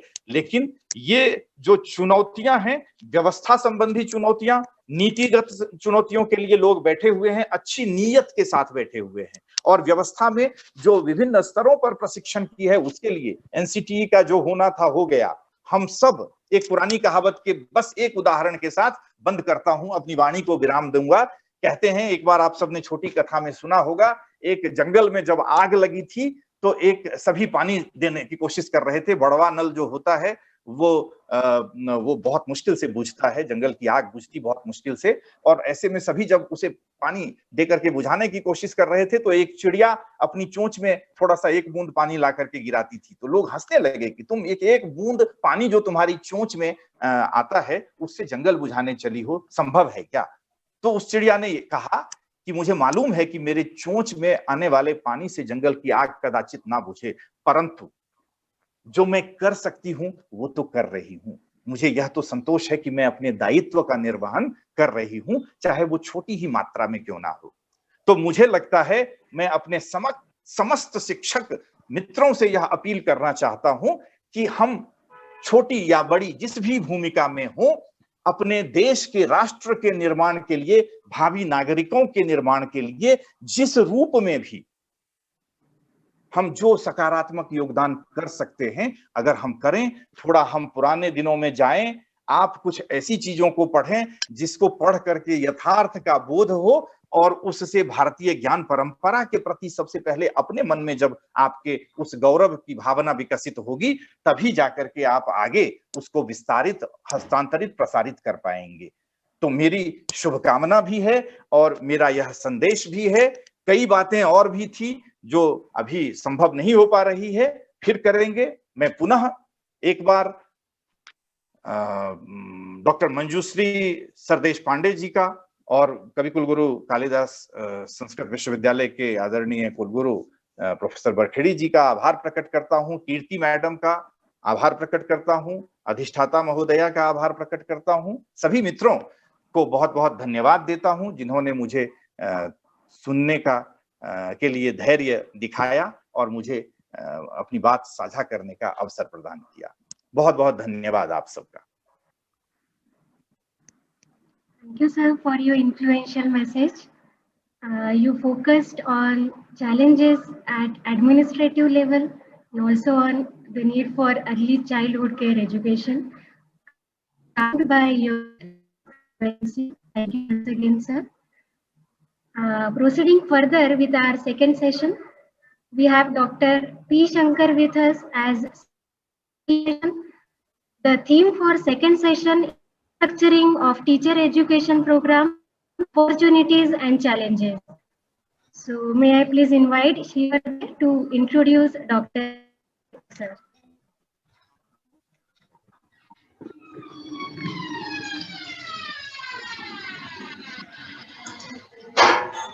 Namaste.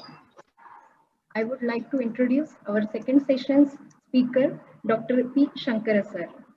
Dr. P. Shankar sir is working as Assistant Professor, Department of Education, University College of Education, Osmania University, Hyderabad, since January 2014. He is having total 25 years of teaching and research experience. He taught 7 years in high schools and 13 years as teacher educator at Diet Warangal.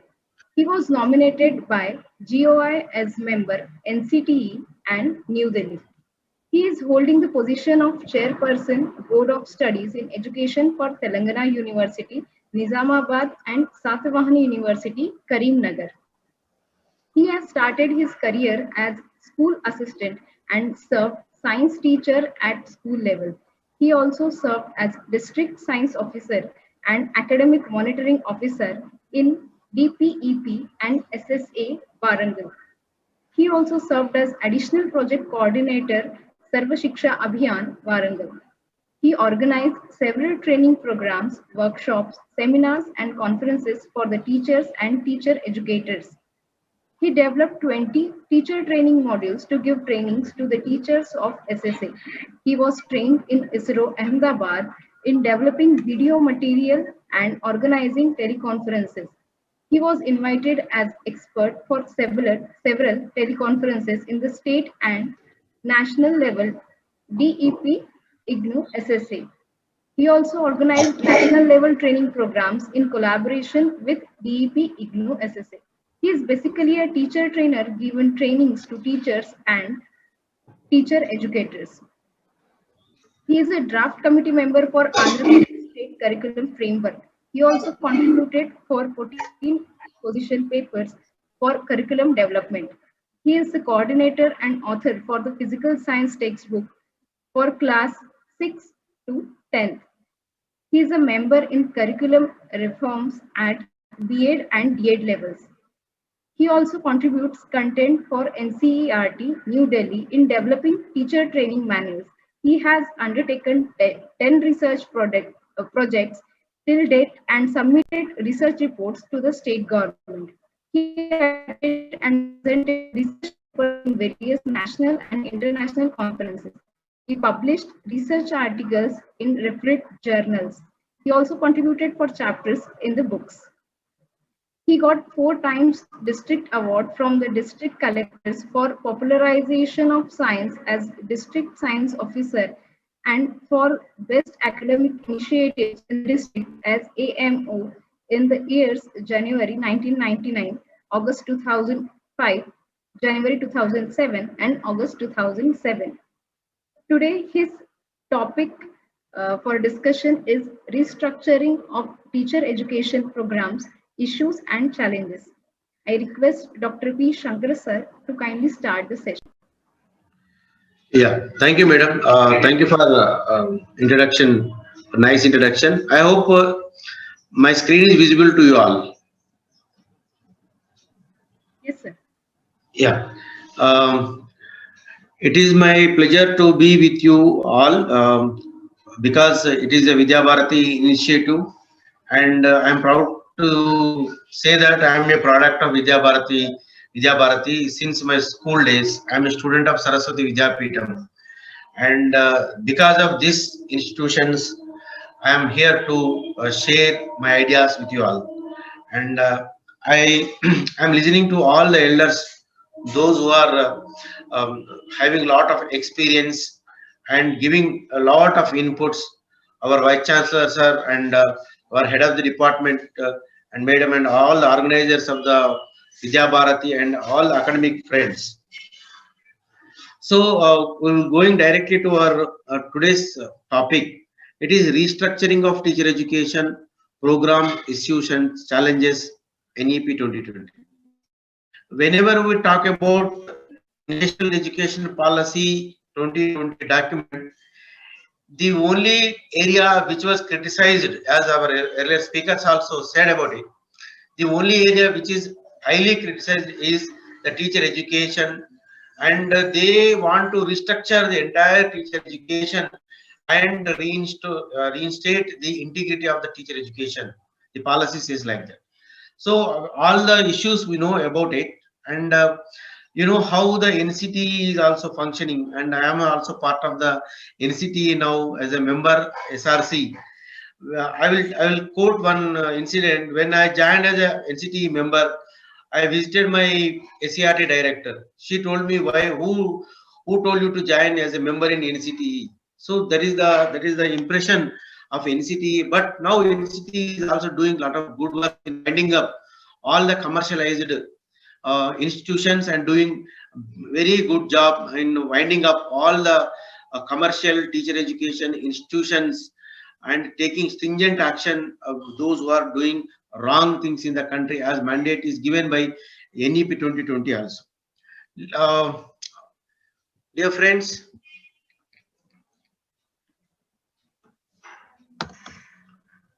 one minute please.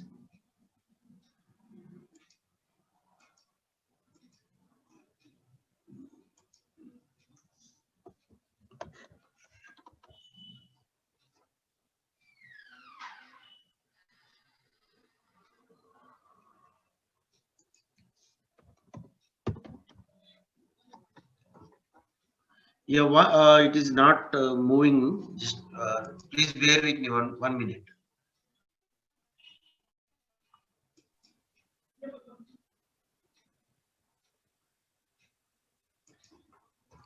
Yeah. Yes. See, before we are going to into the main theme, I request you to think about all these reflections which I have written here. Is the present education program fulfilling the mandate of preparing professional teachers? Whether really we are preparing the professional teachers? Maybe we are preparing the teachers, but are they professional? We have to reflect on that. And what are the observations of NEP 2020 on teacher education? If you read this NEP 2020 chapter on teacher education, it is not good, and they criticized in the document about, and quoting all the Verma committee report and saying that to revamp this teacher education and bring back the glory of teachers in this country. And what are the expectations of policy from teacher education? What the new education policy expecting from the teacher education? What are the major changes that policy proposed in the teacher education? And is the policy demanding a paradigm shift in curriculum and assessment? What are the issues and challenges we face to adapt in the teacher education? These are the few very important questions where we have to reflect, and if you want to do something, as our professors have said, to fulfill our responsibility, to do our job, we have to think all these questions and introspect ourselves to go ahead with the policy implementation in whichever capacity we are working.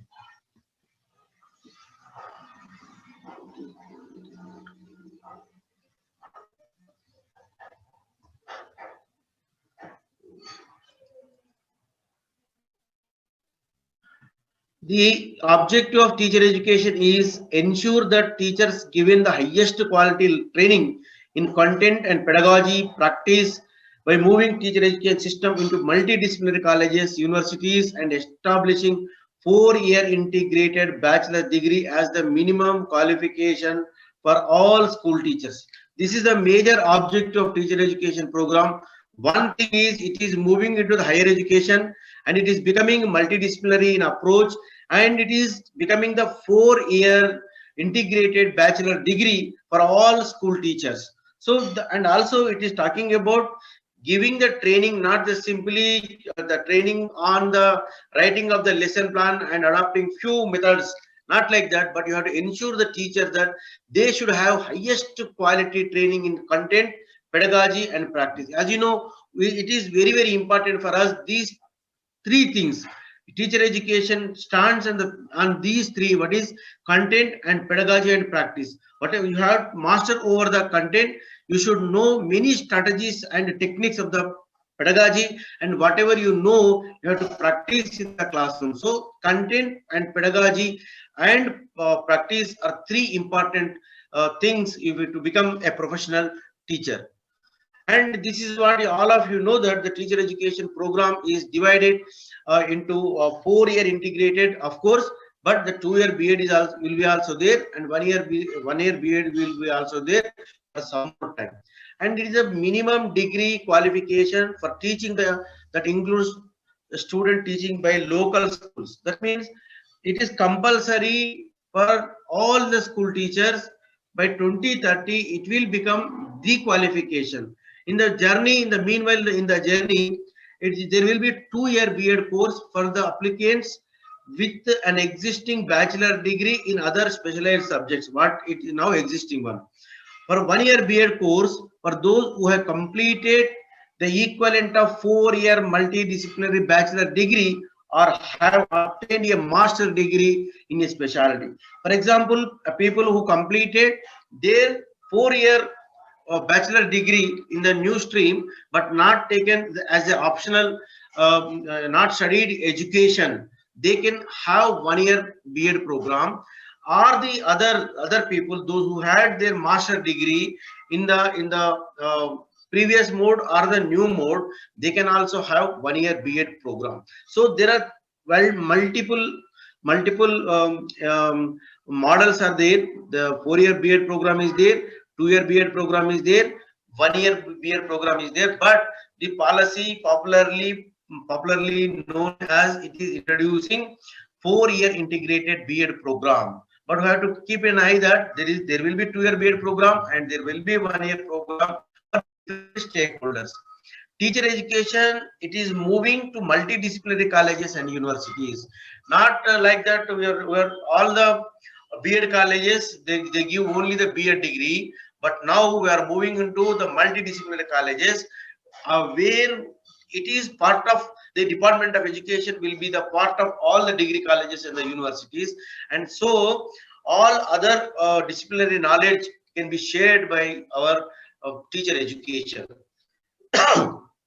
Multidisciplinary higher education institutions offering 4-year in-class integrated program also provide blended or ODL mode of teaching to students in remote areas. See, this is ODL, open distance learning, can also be provided by higher education institutions in addition to the in-class oriented. That means they can give online and offline 4-year integrated B.Ed program from the higher education institutions. That means now the ODL open distance learning was restricted to only few people, but now it is one whom they want to take from the ODL also. It is available for the students those who want to pursue this program through ODL also. And this 4-year integrated program of the B.Ed, all B.Ed programs will include training in time-tested techniques in pedagogy, multi-level teaching and evaluation, teaching children with disabilities, teaching children with special interest or talents, use of technology, and learner-centered and collaborative learning. See, this is the perspective of teacher education. The slide says that this is the perspective of teacher education. We should give lot of pedagogy models to the students. Though in the teacher education, in the present teacher education institutions, we tell lot of methods and methodologies, but as a teacher educator, we never practice all these methods. Because I'm also a teacher educator, frankly, I am accepting that my way of teaching is only lecture cum demonstration. I will give you a lecture. Even I will give you a lecture about the discovery method. Even I give you a lecture method, scientific method. All these things are went on and like a lecture mode, but we not practice it. But this a teacher education perspective says that we have to give the training for time-tested techniques in the pedagogy. Lot of pedagogies are coming out now. So there are pedagogies are available now. We don't think that only the critical pedagogy is there. No, there is any innovation, anything the teacher would like to innovate on his own. That is the pedagogy. So what pedagogy is given in not only in the textbook, but the teacher has to innovate his own pedagogy, which suits the content and context of the children's learning. So nowadays we are teaching a lot without any learning. What I am saying, we are teaching a lot without learning. So we'll teach a lot of things and we'll give a lot of information, but the students will what ultimately the students are learning. nothing. Learning is not taking place in the Indian classrooms because the pedagogy adopted by you is not attractive. The students are not having any role in your business. So now, and moreover, we are teaching to the students by assuming that they are in one level. They are not in one level in learning. They are not in one level in grasping the things. These students of same class, they are in the multi levels. So you have to keep it in mind that the multi level of your class, you should have their multi levels in your mind, and you have to take the appropriate examples, and you have to assign the appropriate work to them. And moreover, while evaluating, while teaching also, we never did in our classroom like that. We never evaluate our students while we are teaching. Why? Because we are not taken care of formal assessment in our classrooms. So now this policy says that you have to take the advantage of formal assessment, formative assessment, and that is assessment for learning should be taken care.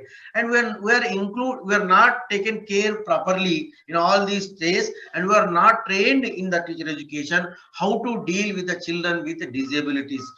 Children with disabilities may not be only the physical deformity, but the children with learning disabilities may also come into this picture. And we see that many of the time the children, they will have a different interest. Somebody want to become a good cricketer, somebody want to become an art musician, somebody want to become a mathematician, somebody is having a lot of interest in the doing the leadership. All such interests and talents were not identified. Now we have to identify the singular talents and mentor properly them so that they can excel in their field. So the teacher education should take care of all such things. And also now we are using the technology, but all the departments of educational technology in B.Ed colleges and diets where the equipment is given, but we are not used to use it properly. All those equipments I know well, because I am also coming from the diet background. I was led the department of educational technology.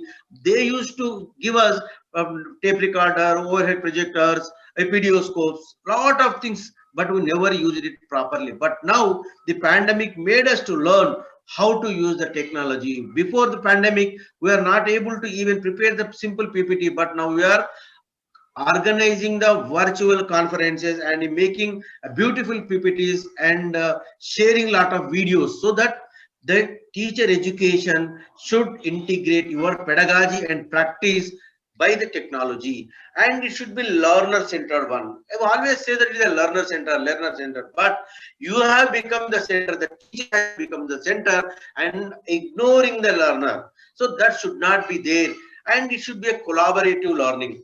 Learning will not take place that you will teach something and the other fellows will learn, but collaboration, in collaboration we learn from each other. See, now I to all my senior faculty members and the scholars, and I learn a lot of things from them. I'm listening to them carefully and recording everything in my mind, and I am trying to collaborate all those ideas. One more slide.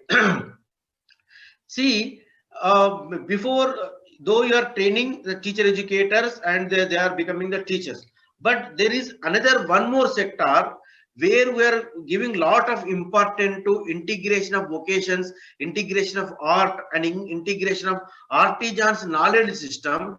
Now we require some master instructors. Who are these master instructors?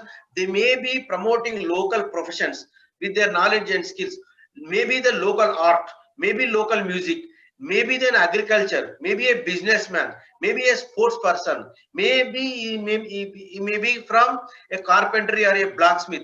All such things we have to document and make a list of it available with you to integrate the vocational education into the mainstream education.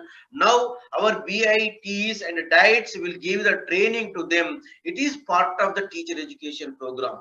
This is going to be a challenge for us, because till today we are well equipped and well versed in giving training, preparing subject teachers, but we never attempted to prepare the vocational teachers. What pedagogy should be adopted, what should be the curriculum for them, from whom expertise should be used. This is big challenge for all of us, so that to prepare the master instructors at a village level, at school complex level. So it is going to become very challenging task for all the teacher education institutions and all the teacher educators.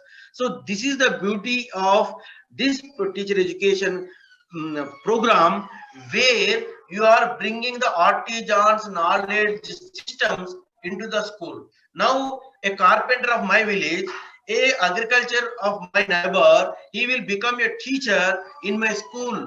They will bring the real life experiences in the school and discuss in a right way, and they will integrate all these things with my regular teacher, and my regular teacher and the master instructor will give at the same time some inputs on agriculture, carpentry, health, and they promote the knowledge systems in a better way, so that all the real life experiences will be brought in.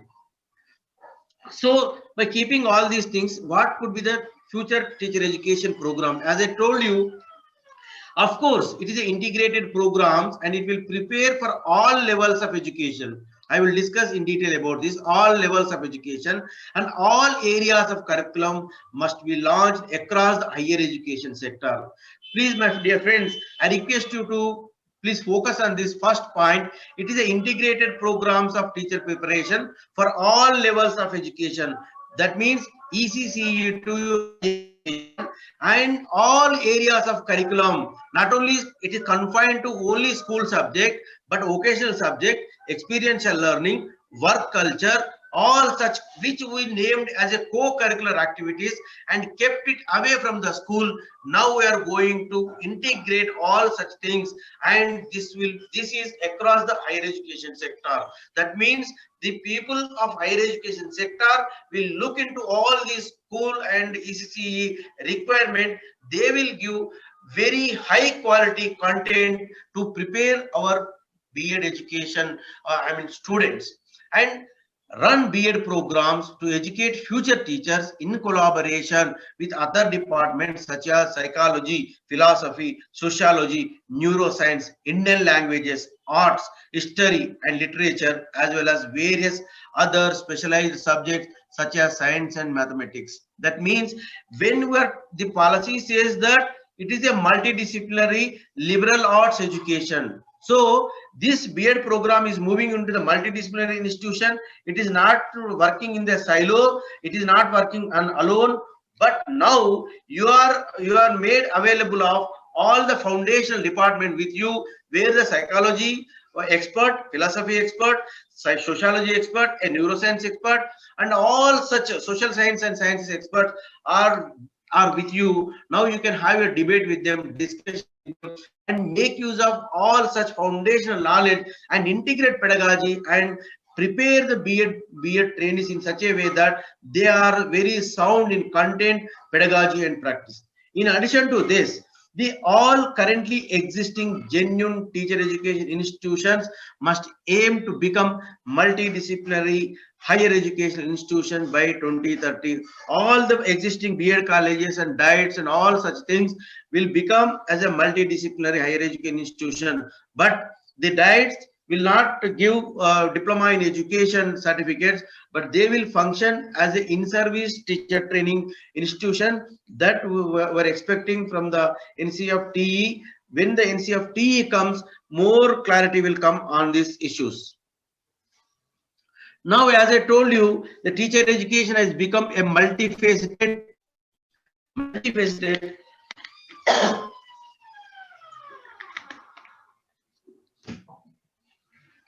It is multifaceted: pre-service teacher education, in-service teacher education, research and innovation.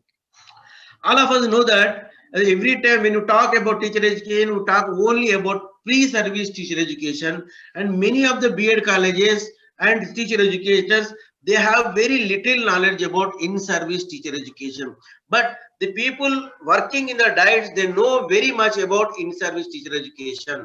Why? Because at higher secondary level, there is very limited opportunities to give the pre-service in-service teacher education, but the diets will give in-service teacher education for the SSA programs, RMSA programs, DPEP programs, all such programs. In-service teacher education was going in a full swing in the country since the DPEP inception to a present Samagra Shiksha Abhiyan. Now these three components are very important. Though we are awarding the degrees for the from pre-service teacher education, but in-service teacher education will take care of continuous professional development, and it will keep the insight and motivation among the teachers, and they will give lot of inputs and the change which is coming time to time. These in-service teacher education programs will take care. Why I am saying here, many of the times we are very confined. We are confined to only pre-service teacher education. Once the teacher entered in the teacher education, during his 30 years of service, lot of changes will come. This is our job to design in-service teacher education program where you make the teachers more and more professional. And the other thing is included is research and innovation. You take the best practices, best innovations from the field-based practices and do some research in education and contribute from the policy and practice, so that now the teacher education is multifaceted. It is divided into pre-service teacher education, in-service teacher education, and research and innovation.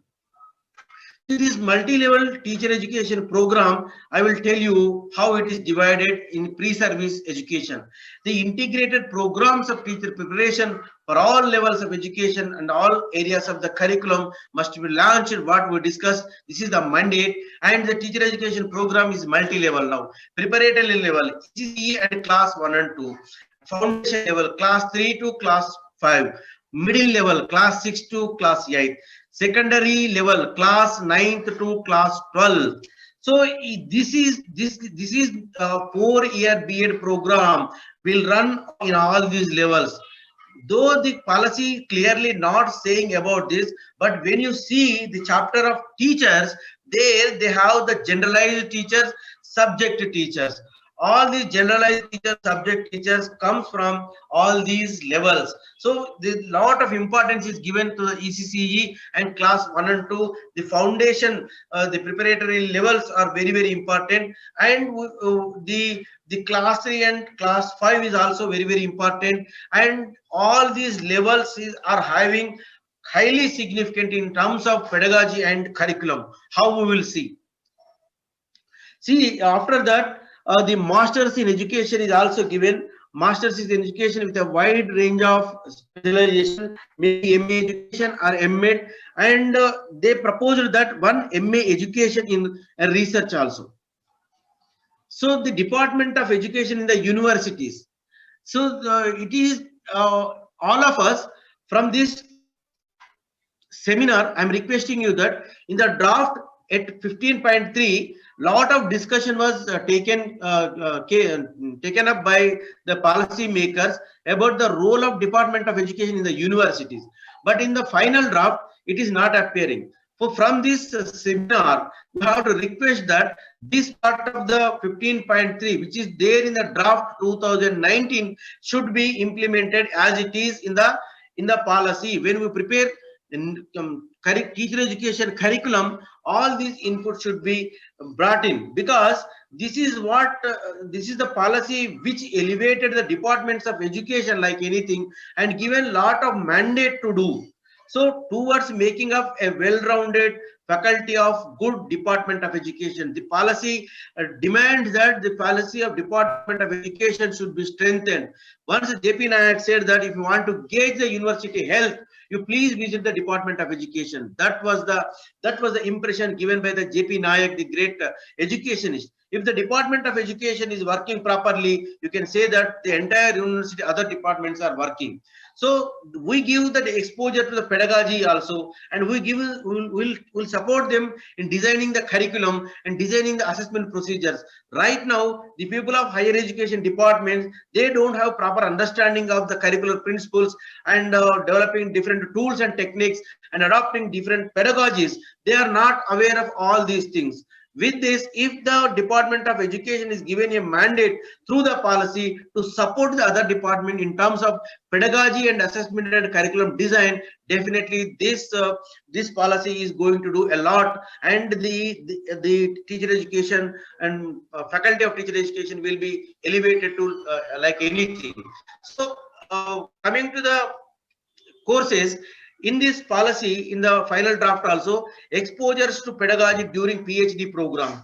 This was given a all fresh PhD entrants, irrespective of discipline, will be required to take an 8 credit course in teaching education pedagogy related to their chosen PhD subject during their doctoral training period. Now what is happening when the people are taking the admissions in the PhD, they will write pre-PhD and they will enter into the assistant professor post, but they were not exposed to any pedagogy. Now the national education policy says that when they are pursuing their PhD and when they are working for their pre-PhD program, there they have to undergo a 8 credits pedagogy course that should be designed by the teacher education department.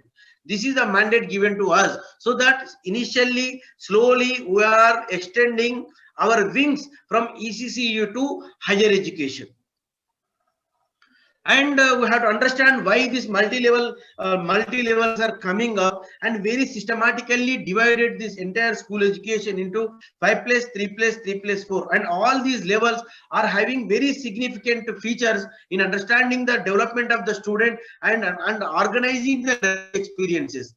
And our undergraduate program also, it is multiple entry and multiple exit, and where we are giving a dual degree of BA or BSc and B.Ed, those who are pursuing this 4-year integrated program. And it is moving to the multidisciplinary higher education, where the research comes, entry with 4-year honors degree. When you complete the 4 years honors degree, you are supposed to enter into the research directly, or after completing 1 year or 2 year post-graduation program also, you can come to the research. This is the structural changes made in the NEP. As a teacher educator, you have to understand the basic features and the logic behind it, why they have restructured like this, and what are the implications for the pedagogy, what are the implications for the content, and what are the implications for the overall development of the individual. If you don't understand the structural changes made by the NEP, we are not going to have complete implementation in its true spirit of NEP 2020. See, this is what this is what 5+, 3+4 is saying.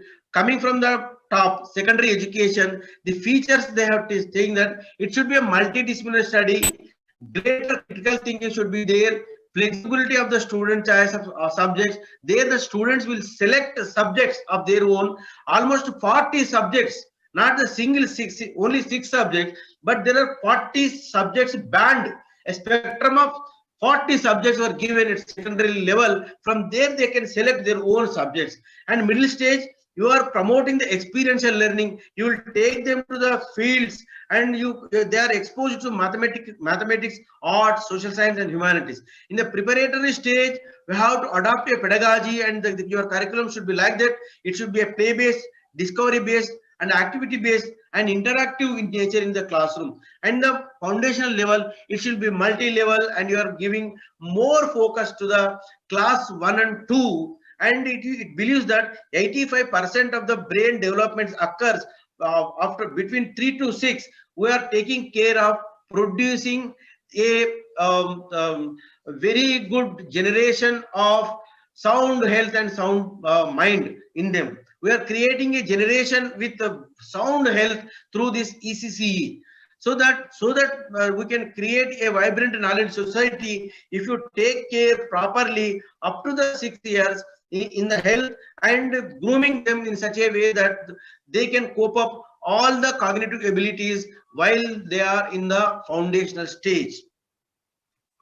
See, in service teacher education program, we are designed to have continuous professional development. In the national education policy, it was given for 50 days. 50 days were allocated for continuous professional development, and these professional developments can be carried out for the diets, SCRT, and the school complex, where every month the teachers will go there and share the resources and share the experiences and discuss and debate about various things happening, the academic things, and the Samagra Shiksha, which is merged in the RMSA and SSA, now working for the universalization of education. And in the higher education also, the mandate of UGC, HRDC, RUSA and RMSA, all these organizations presently promoting the continuous professional development. Though the UGC, HRDC is conducting various orientation programs, but it is restricted only to get the career advancement, career growth, but it is not giving in a true professional development for various departments, but it is made mandate to reach the higher pay scale. Now in this policy, it is clearly mentioned that the Department of Education should take care of all these activities of UGC, HRDC and contribute for the professional development of higher education. Unfortunately, in the final draft, it is not appearing. So my request, and again, we have to insist the policy makers what is given about the departments of education in the draft 2019 should be implemented as it is to elevate the teacher education program and give proper direction to the education from ECCU to higher education.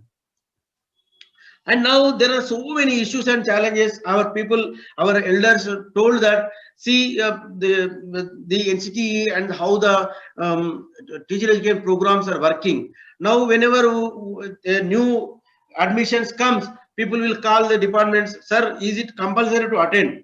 This is nowadays people are asking the principals. It is not a, it is very pathetic condition to listen that.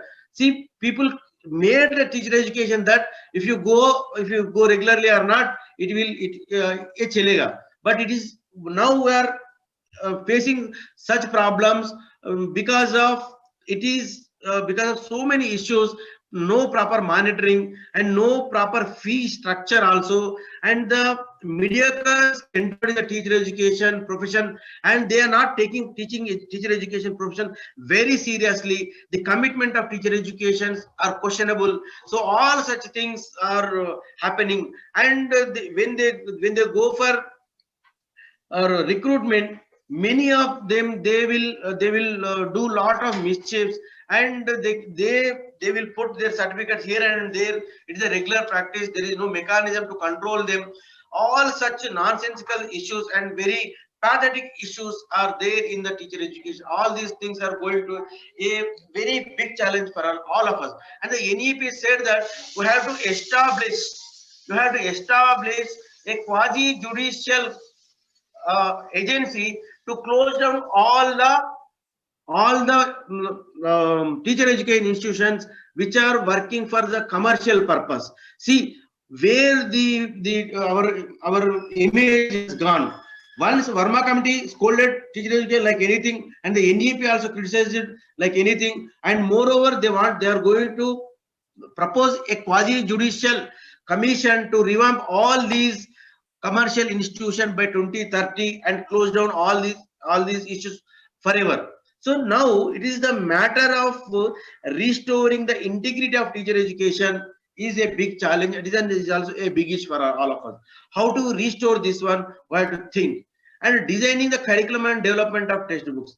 See, designing the curriculum is becoming a big challenge for us, because it's a multidisciplinary holistic development, and you have to integrate so many school subjects, and the band of the subjects given to the schools, and it is very high, and many specializations are coming into the teacher education, and now the teacher education is moved to the higher education. All such things you have to keep it in mind, and you have to prepare a well drafted national curriculum framework, and also a well-drafted national curriculum framework for the teacher education.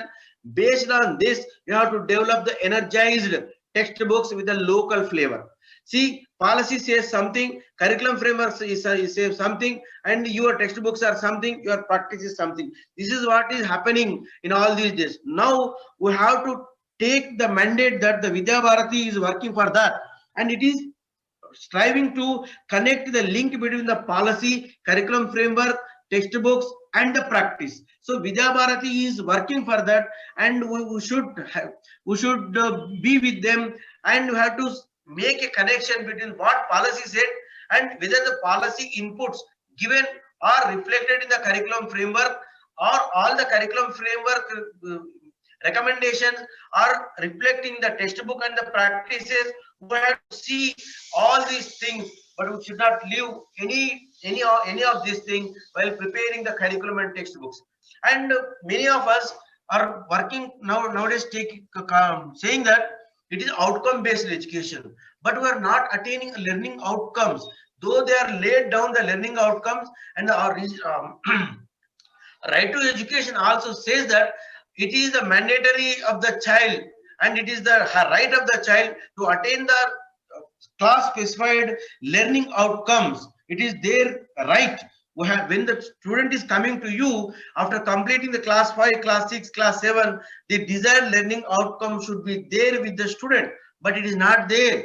So that's why the national education policy in discussion about the learning crisis in the country and given a lot of programs to overcome the learning crisis. Now, as a teacher educator, you should know how to design the learning outcomes, not only just depend on the Bloom's taxonomy. Now, forget about the Bloom's taxonomy, though you have a lot of knowledge about Bloom's taxonomy, but we never bothered about how to actualize all these learning outcomes. We have to see how the NCERT developed the learning outcomes and other states developed the learning outcomes. What are the learning outcome based education? How to attain all these learning outcomes? See, that is, if you attain the learning outcomes, class specific learning outcomes in every state specific learning outcomes, that is the true implementation of national education policy. Then only the dream of implementing national education policy will be actualized, if you attain the learning outcome class specific, subject specific. Now we are saying that the integrated pedagogy, it is also a big challenge for the teacher educator. Teacher educator simply walks into the class and with a chalk piece and a duster, and he will say whatever he would like to say. But now we have to integrate this pedagogy with art, sports, technology. Now we have to use many strategies, and you have to organize the discussions, debates. You have to give a scope for the field survey and field inquiry models, discussion, debate, all such things we have to encourage. You have to encourage the peer learning also.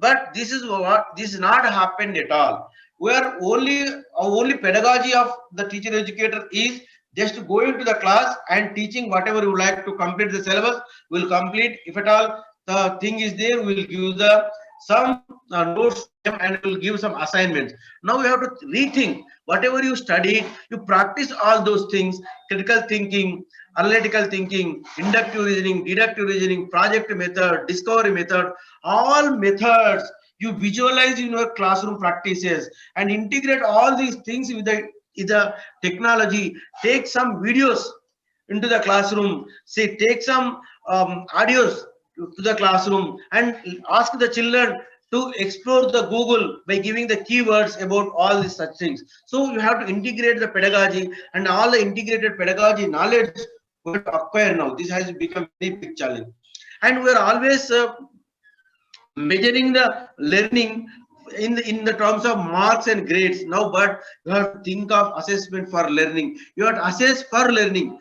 You are assessing something means you are seeing that whether learning is taking place or not. When you test whether learning is taking place or not, when you teach in the classroom, when you are organizing the teaching learning processes, then and there you have to pose certain questions, so that many questions, if you pose, the children will give the answer by making the answers more meaningful and taking their questions and making a debate between the questions and answers.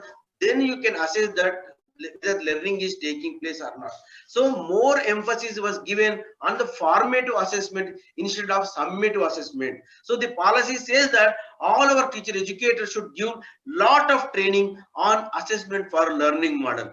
And professionalism and attitudinal change, we have to become very professional, and whatever the jargon we know, behaviorism, cognitive development, and the schools of philosophy, and we have to come out all these things, and you have to really concretize all these schools of thought into the practice, and you have to change your attitude, and how the attitude will be changed is a big issue. Why? Because the teacher educators will speak a lot, they do a little. I am sorry to say this, we are habituated to speak a lot and we never allow others to speak.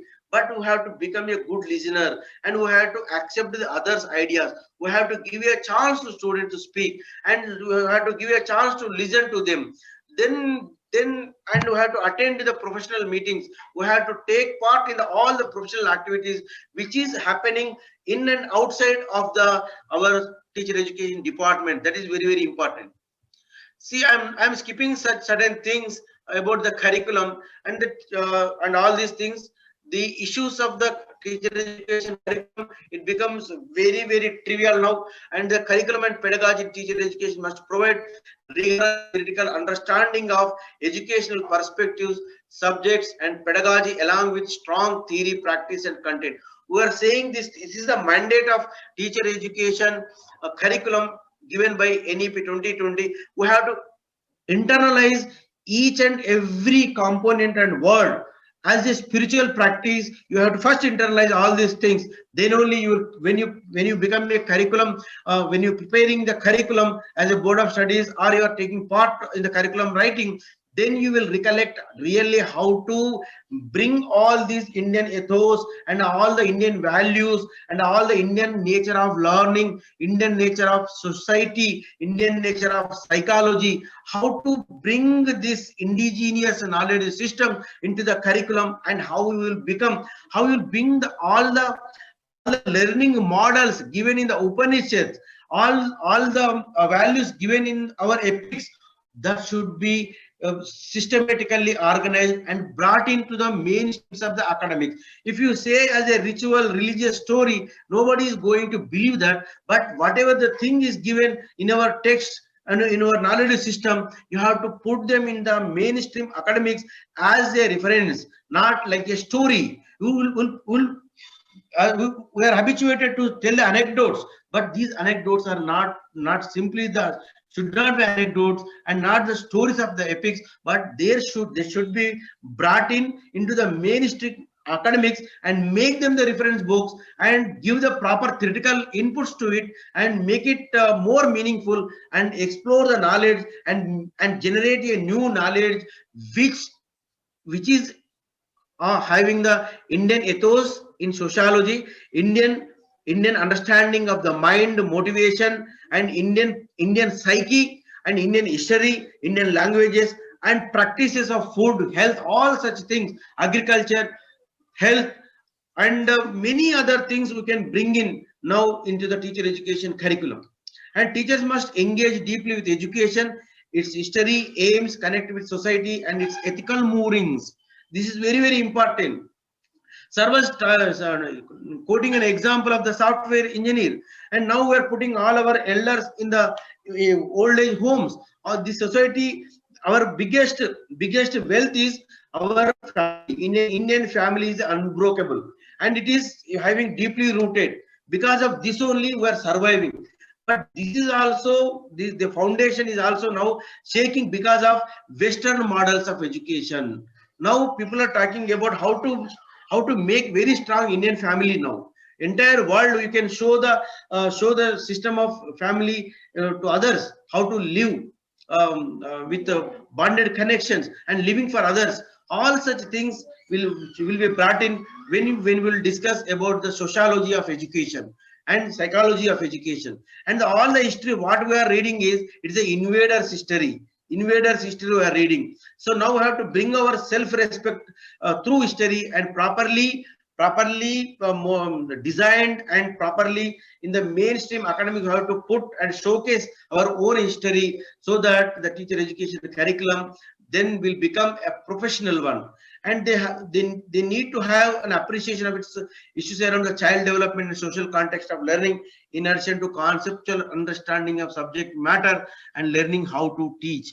Now, learning how to teach is very, very important, but you have to teach the student how to learn.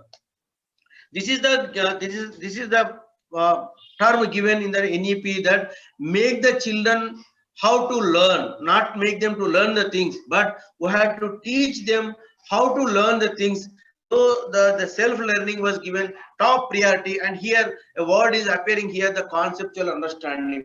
The conceptual understanding itself takes lot of time to understand. As a teacher educator, you should know that whether you are giving a conceptual understanding to the students.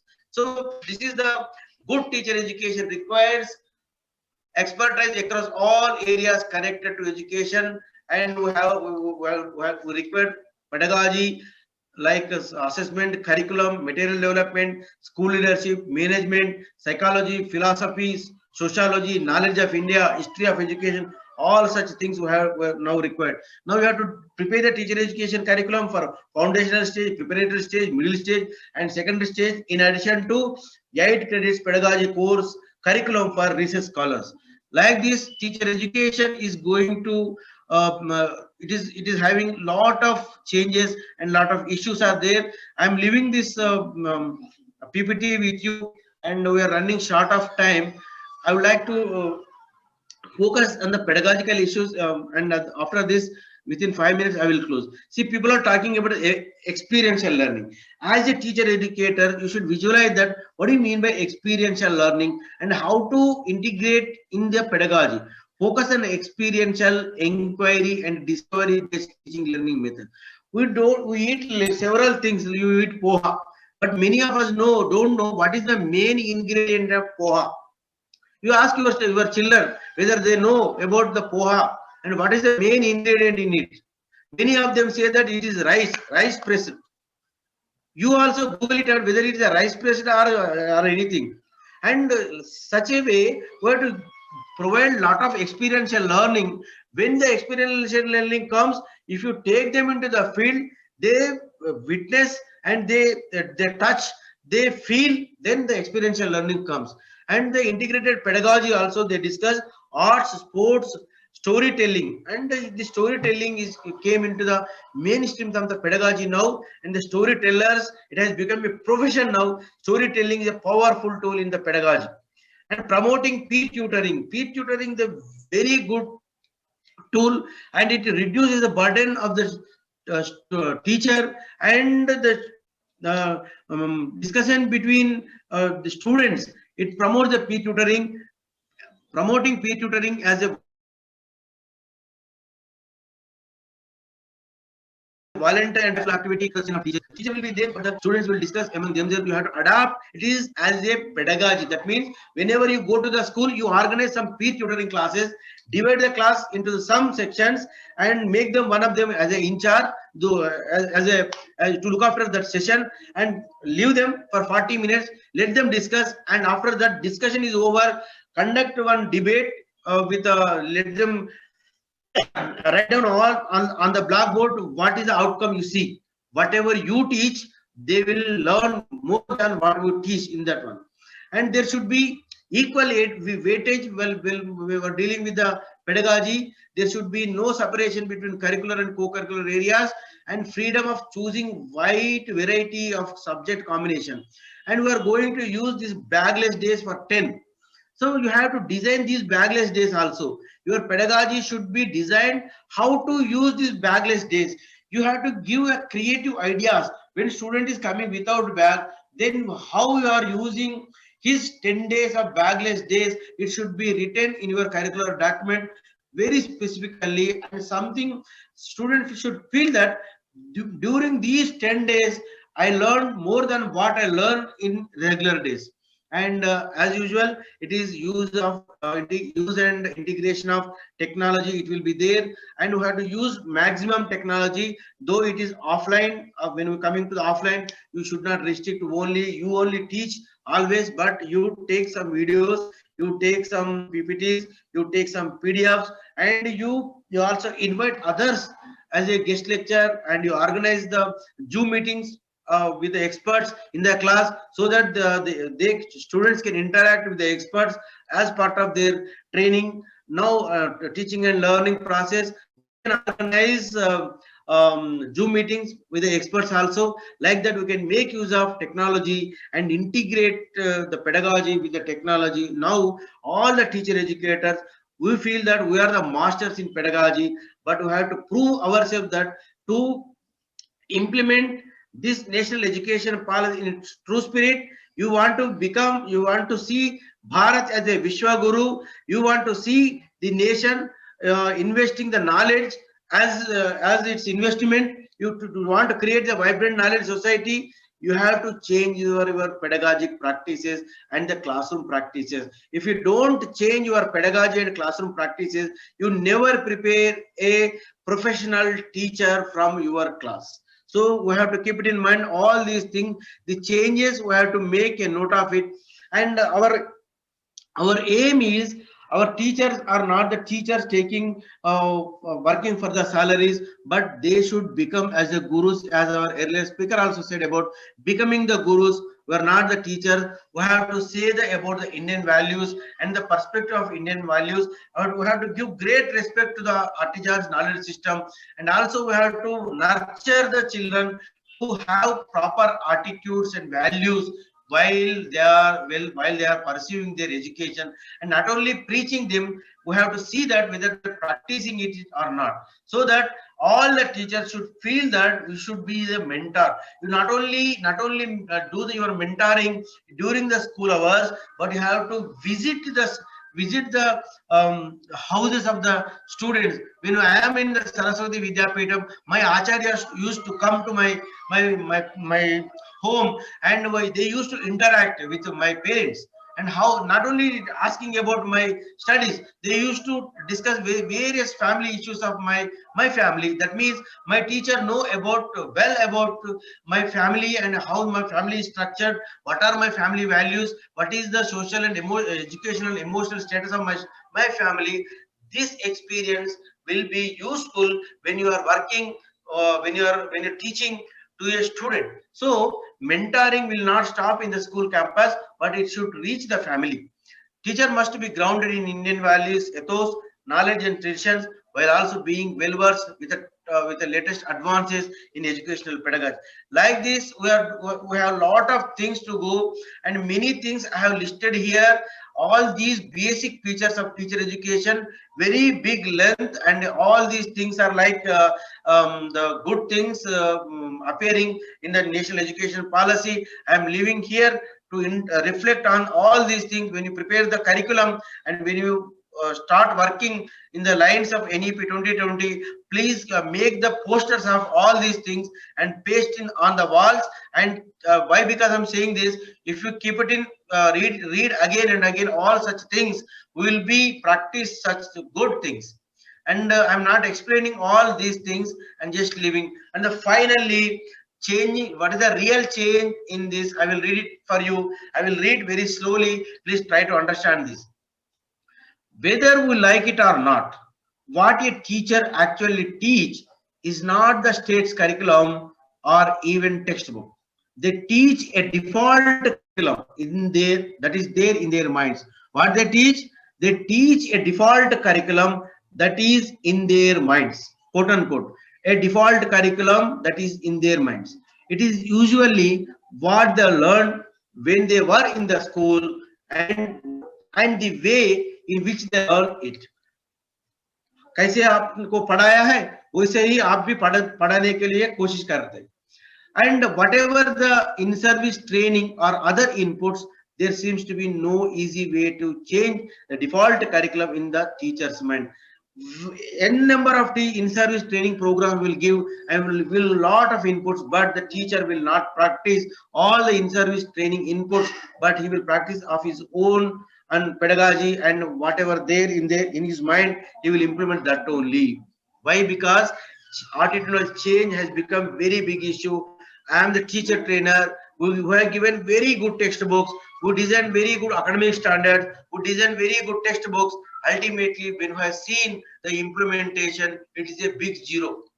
Again the teacher is explaining, again the teacher is not performing the activity in the class, again the teacher is just merely carrying out the textbooks.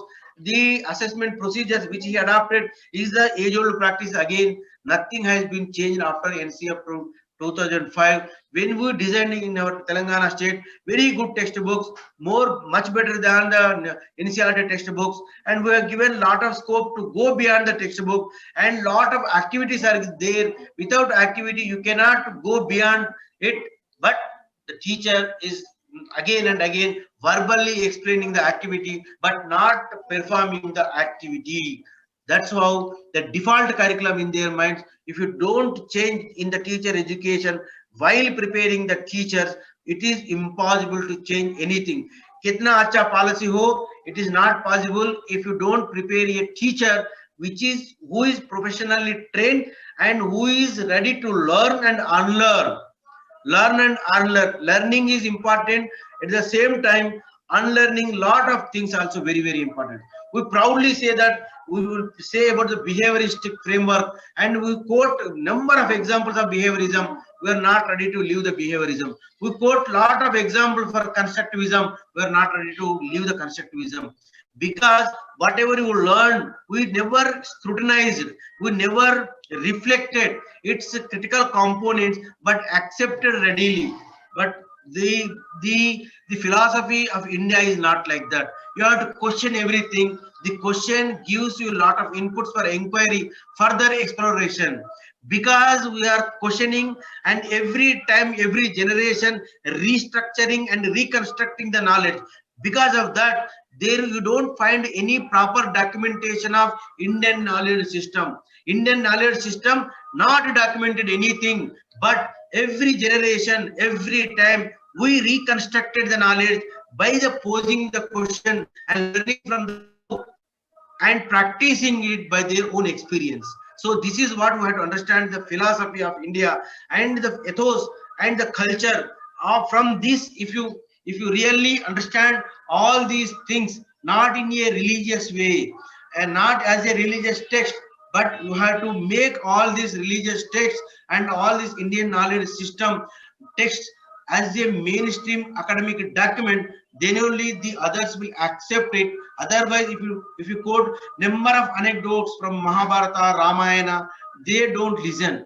We have to contextualize all these things. For example, now people are talking about Mahabharata is a management text. Across the universities, foreign universities also quoting the Mahabharata as a management text. Now we have to make similar curriculum in teacher education, then we can shape the country, and the India will become the Vishwa Guru. Thank you. Now I take some questions if time is there, and over to the organizers. Thank you very much.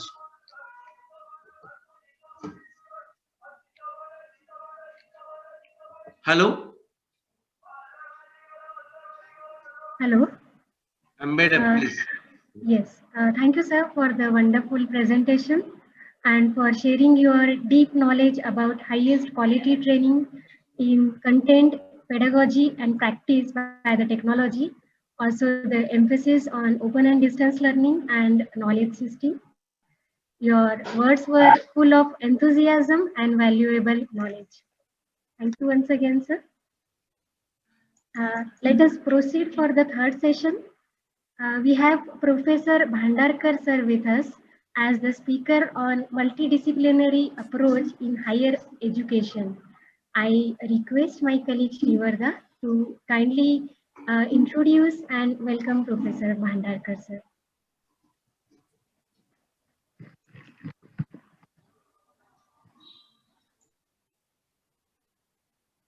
Namaste. It's my great pleasure to introduce our third session's resource person, Dr. K.M. Bhandarkar sir. Dr. K.M. Bhandarkar sir was ex-principal of Panjabhai Patel College of Education, Gondia, Maharashtra. He was ex-director of YCMOU Nagpur region, ex-dean of Faculty of Education, RTM, Nagpur University. He was ex-member of Board of Studies, Faculty of Education, Senate, Academic Council and Management Council of RTM University. He worked on various academic bodies of the several universities of India. Dr. Bhandarkar sir successfully supervised more than 200 MAd MPhil dissertations. He is recognized PhD supervisor for 4 universities. He guided 20 plus scholars. He was chief editor of the CTE National Journal with ISSN and UGC listed journal in 2016. He authored 15 books in Marathi, Hindi, and English on vital subjects like population education, environmental education, psychology, competitive examinations, and statistics. He is the co-author of 6 books on environment and personality development for classes 9th, 10th, 11th, and 12th, published by Maharashtra State Board of Secondary and Higher Secondary Education. He addressed in 20 national conferences. He has participated and presented papers in several national and international conferences, organized 5 national and 17 regional conferences. He delivered several motivational lectures and working as national trainer for value education program of Dharma Bharati Mission. He received various awards like Best Author Award by YCMOU Nashik, Bharat Gaurav Award, Excellence in Teacher Education, etc.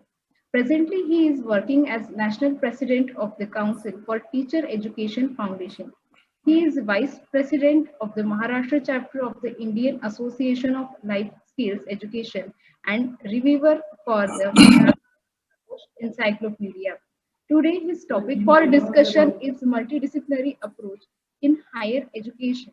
Now, I request Dr. Bhandarkar sir to start the session. Dr. Bhandarkar sir. Hello, thank you very much.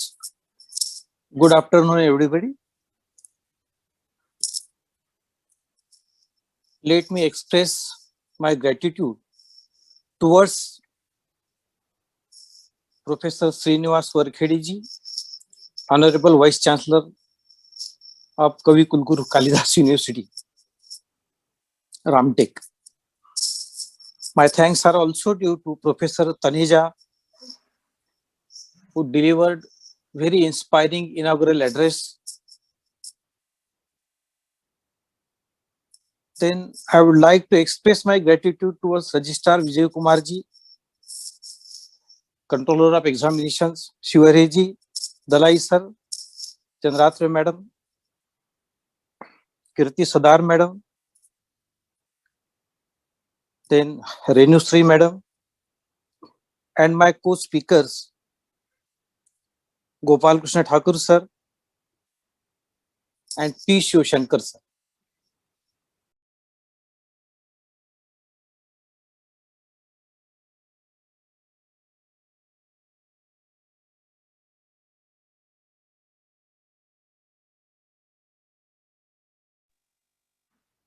Hello, sir. Hello.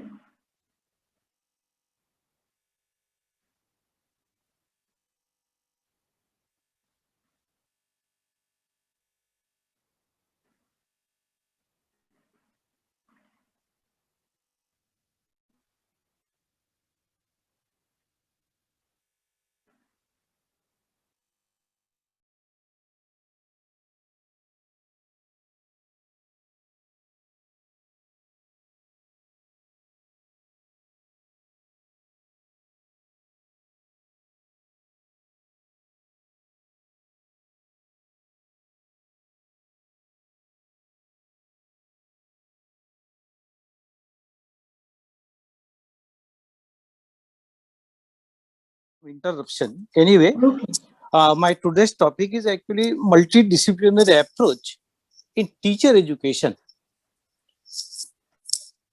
And First of all, let me bring out some facts about the new education policy, that is National Education Policy 2020. Yes. First of all, let us see the vision of this policy. The curriculum and pedagogy must develop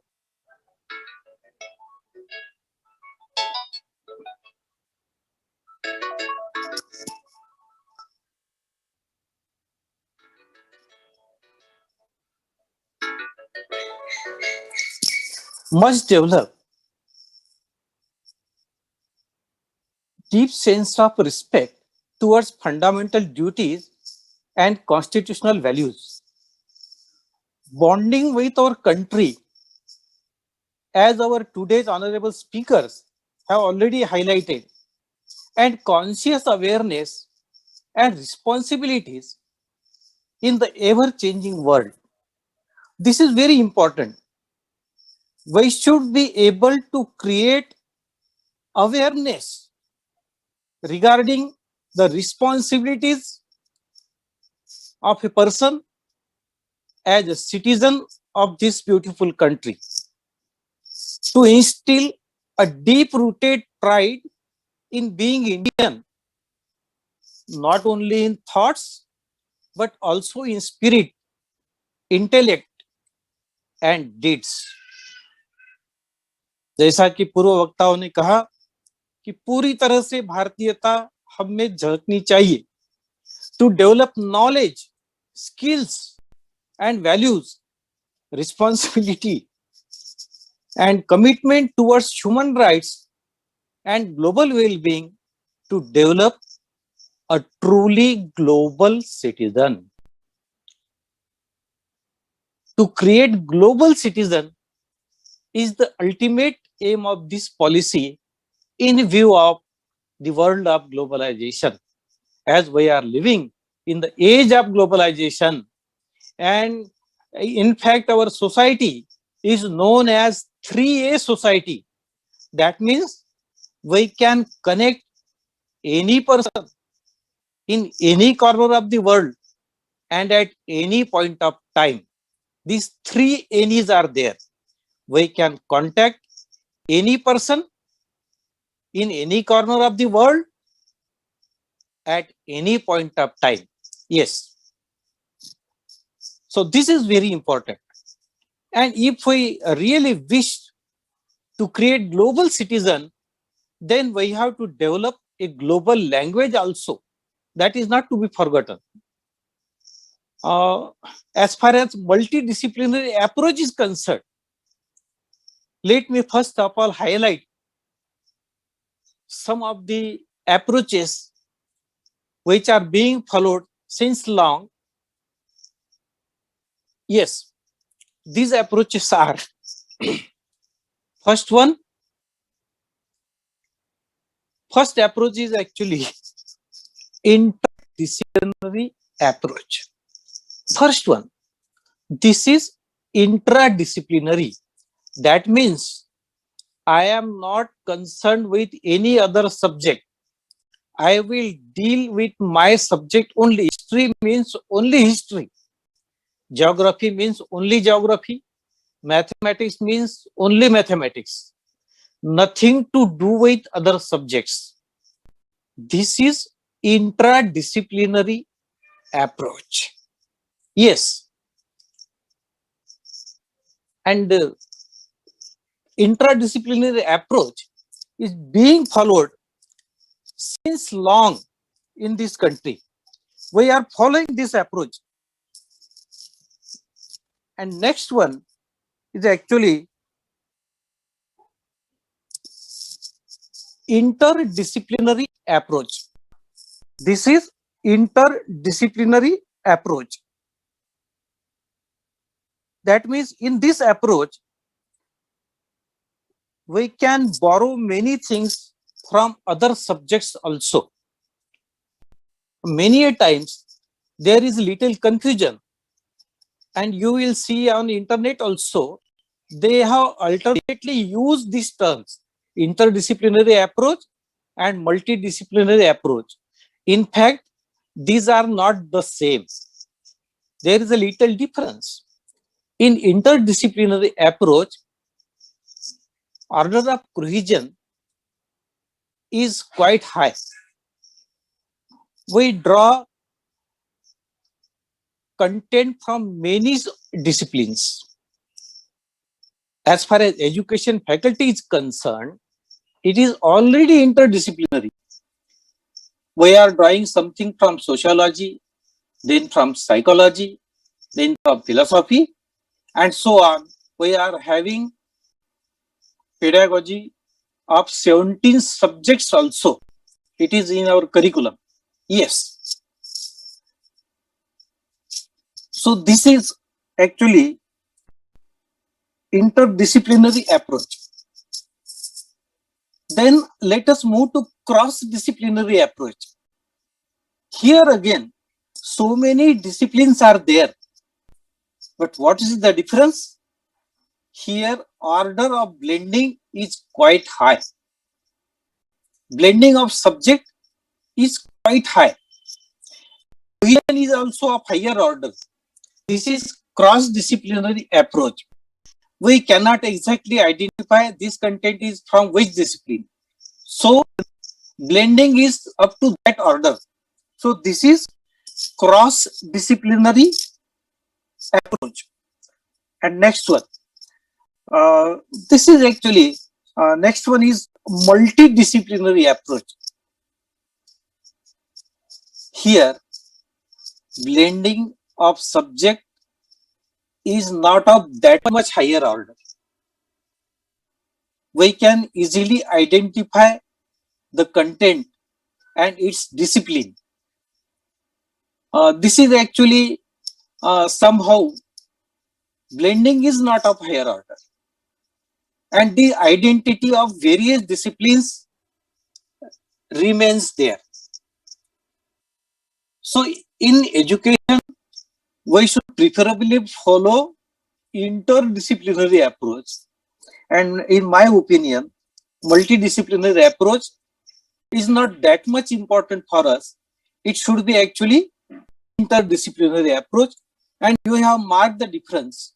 Here, the various disciplines are shown by small circles, and we can identify the circles. While in interdisciplinary approach, blending was there. And the last one, very, very important, but unfortunately, we never follow this approach. This is transdisciplinary approach. Here, blending is of very higher order. Cohesion of the subject is very high, and we cannot identify the subjects or the disciplines from where the content is drawn. So this is transdisciplinary approach. Yes, we have seen 5 approaches: intradisciplinary, interdisciplinary, cross-disciplinary, multidisciplinary, and transdisciplinary approach. Yes. Now let us see what is actually multidisciplinary learning. It is a comprehensive method that covers an idea, topic, or text by integrating multiple knowledge domains. As I have already mentioned, knowledge is drawn from various domains. It is a very powerful method of teaching that crosses boundaries of a discipline or a curriculum in order to enhance the scope and depth of learning. These are two major advantages of multidisciplinary learning or approach. First, the student can go to the micro level. He can see and learn the depth of the subject. Then, scope is very wide. Scope of the learning is very wide because it is naturally multidisciplinary. Curriculum of teacher education is already multidisciplinary in nature. As I have mentioned, it is in fact interdisciplinary in nature and draws its contents from many subjects like philosophy, sociology, psychology. It also covers pedagogy of many school subjects. Some 17 or 18 subjects are already there.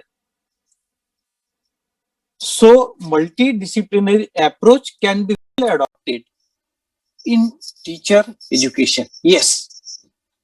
So, this is very important. We can adopt this approach in teacher education.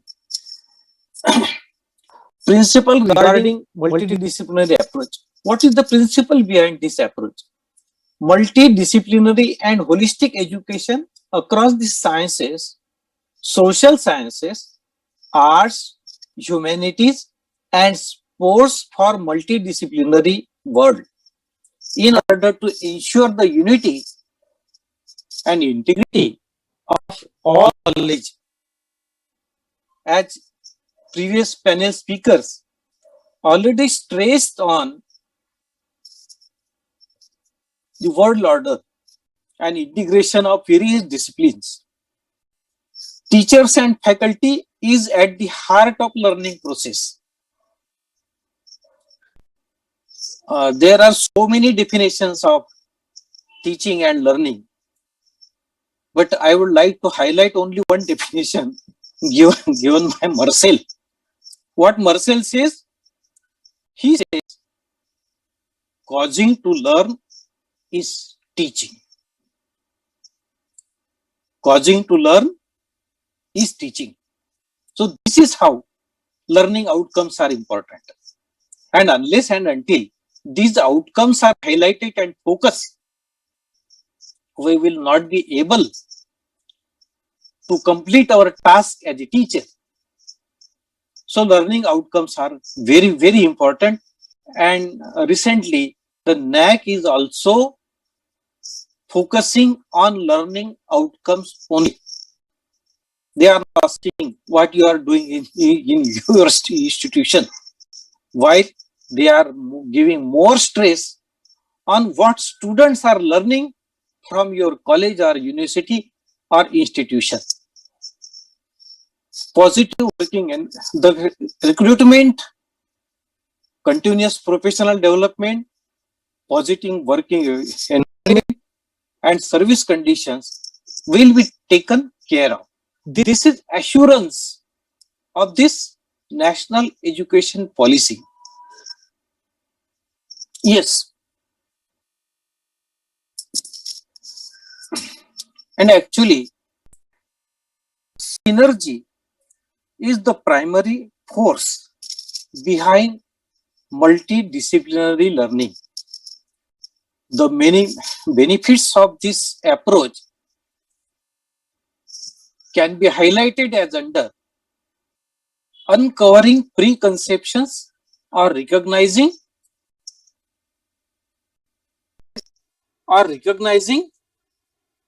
the biases. You know, various biases are there. So many biases are there. So many prejudices are there in our society. And it is the duty of education to recognize first and then to remove these biases. Then advancing critical thinking. It is also helpful in adopting critical thinking. Yes. Then next, it also helps students to develop their cognitive abilities. Multidisciplinary approach is helpful in developing cognitive abilities. Then it is helpful for promoting significant learning, promoting understanding when students learn in heterogeneous ways. And nowadays, you are very much aware about heterogeneous ways of learning. Previously, there was only one source of learning, and that was our own classroom. Then arrived the broadcast on air, then telecast, then open learning, and now we are having web learning apps and platforms. So the ways are heterogeneous. These are not homogeneous. So the students should be able to learn from various heterogeneous resources also. Minimal cost and maximum reward. This is actually a very good benefit of multidisciplinary approach. Cost is minimized and learning outcomes are actually, we can maximize them. So it is with maximum reward. Yes. Then it is also helpful in introducing problem solving skills. As you know, problem solving skill is very, very important. First of all, we have to identify the problem, to sense the problem, then we have to define the problem, then we have to identify the root causes of the problem, we have to analyze those causes, we have to define possible solutions, then we have to select the most suitable solution, and then we have to apply the solution to actual problem, and then we should be able to evaluate the result. If the result is positive, then we will adopt that policy for problem solving. Problem solving is given actually a high priority as far as NEP 2020 is concerned. It is specifically mentioned that we should be able to inculcate problem solving ability among our students. Connect academics. So improve the interaction and collaboration between academics and different disciplines to share their thoughts on how to make the students' learning process more exciting. As our previous speaker was telling about the example of Mahabharata, and he asked us to connect the events of Mahabharata with present situation. So connecting academics to day-to-day life is very, very important, and that can be reached by using multidisciplinary approach. Next, this is actually self-teaching. Yes, self-teaching is very, very important. As self-learning is important, self-teaching is also important. We have to unlearn many things, many prejudices we have to sacrifice, and then we have to learn many new things. Then developing practical skills. This is again very, very important. Skills are of three types. Hard skills, for example, to rectify the errors in hardware of the computer or any machine for that matter, that is hard skill. Soft skill, to prepare a program for learning, to prepare a digital lesson plan. All these are soft skills. Then life skills are also included in NEP 2020. This is for the first time. We have focused our attention to life skills also. Because if life skills are not there, then all other skills will be of no use. Life skills are very, very important. So here, by developing practical skill, we mean all type of skills which are very, very important for our daily life. Yes, we should be able to prepare multidisciplinary lesson also. And while preparing this lesson plan or multidisciplinary lesson, we can draw contents from various sources. This is an example of multidisciplinary lesson. The core theme of the lesson is climate change. This is a part and parcel of environment education. This is core subject matter is climate change. And from how many disciplines the content is drawn? Economic incentive to pollute. Why pollution is there? To safeguard our economy, to safeguard the industries or say industrialization. Because unless and until industries are there, we will not be able to develop our GDP. So that is important. So this is actually a part and parcel of economics. Then developing nations, designing improved living conditions. Living standard is very, very important. Living conditions are to be improved because if pollution is there, climate changes are there, it will adversely affect our society, our daily life. Then climatology is actually a science which is interdisciplinary in nature or say transdisciplinary in nature.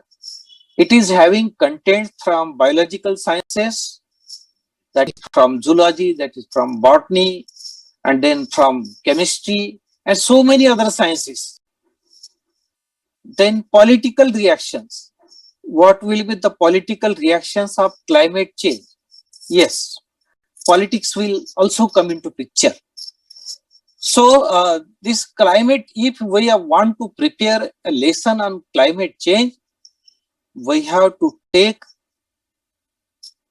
contents from various disciplines, various subjects, and in this way we can prepare multidisciplinary lessons. Yes, this was actually how to prepare a multidisciplinary lesson.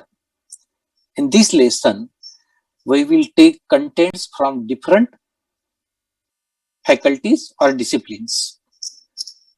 And what this national education policy says, teacher education is truly vital in generating the team of teachers that will shape the next generation. And what the policy, the draft on page 288 mentions that regulatory efforts have failed to raise the standard of teacher education. Yes, this is actually accepted by this policy that in previous years we have failed to raise the standard of teacher education. There are n number of reasons. We are not going into the details of those reasons. Those reasons very well. Only competent and committed teacher educators can create good teachers. This is undoubtedly true.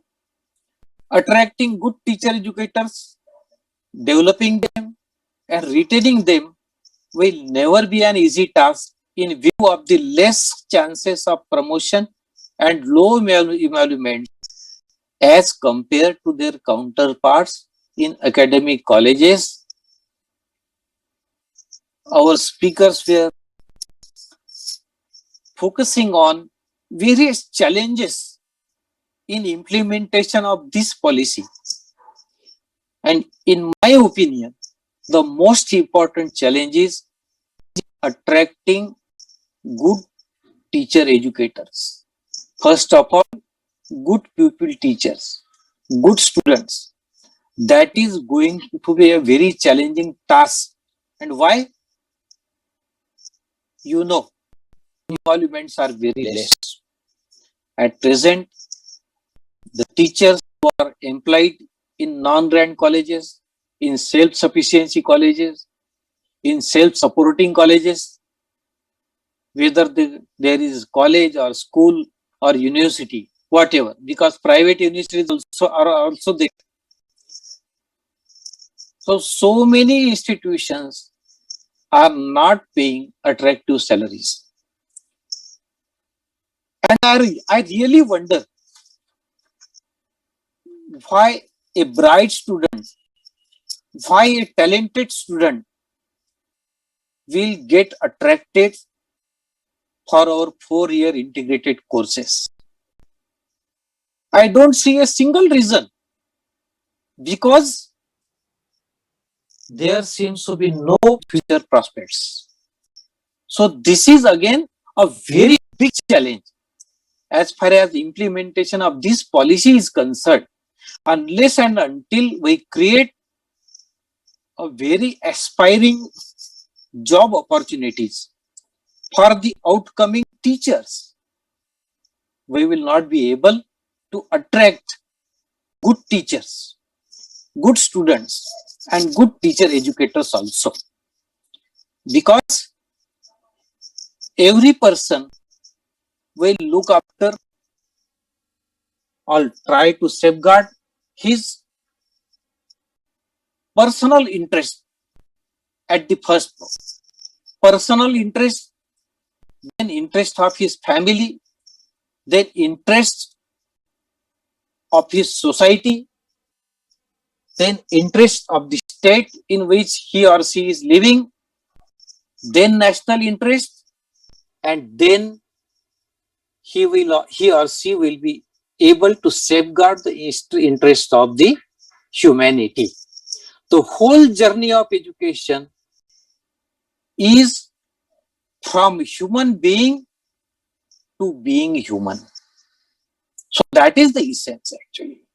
The whole journey is from human being to being human, and that is not easy. Yes.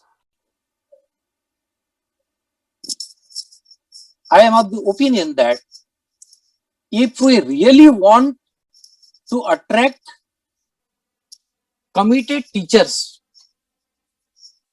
committed students, then there are so many areas which are already highlighted by National Council of Teacher Education and by NCERT while they prepared NCFTE, that is National Curriculum Framework 2019. They have highlighted so many areas, especially commitment towards profession. Yes, I am a teacher. I should perform my duties with full dedication. That is commitment towards profession, commitment towards excellence. As a teacher, I should update my knowledge because the world is ever changing. And if the world is ever changing, then I should also be able to update my knowledge. Unless and until I will be able to update my knowledge, I will be thrown out of stream. So that is important. Then commitment towards students for whom I am there.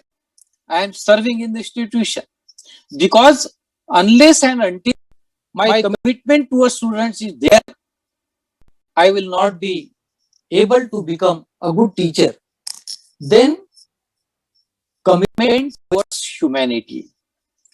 As a human being, it is my prime duty to create ideal citizens, world citizens, citizens of global order. So that is my commitment. So these are various commitment areas which were already identified by the NCFTE 2009.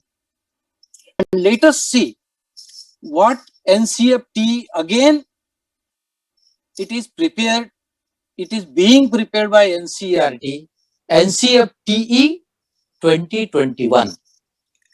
So what other areas of commitment are there? Then we will be able to see that document. So friends, we can well adopt multidisciplinary approach as far as teacher education is concerned. I am of the opinion that there are 4 types of teachers. Type number 1, a teacher where competencies are absent and commitment is absent. So this category of teacher is actually in red zone. They will not be of any use for the institution or the society or the nation for that matter. Then category number 2, competency present, commitment absent. Such type of teacher will not be of much use because competencies are there but commitment is absent. If commitment is not there, then such type of teacher will be of very little use. Competencies can be acquired in due course of time, but where from the commitment will come? Commitment is very important.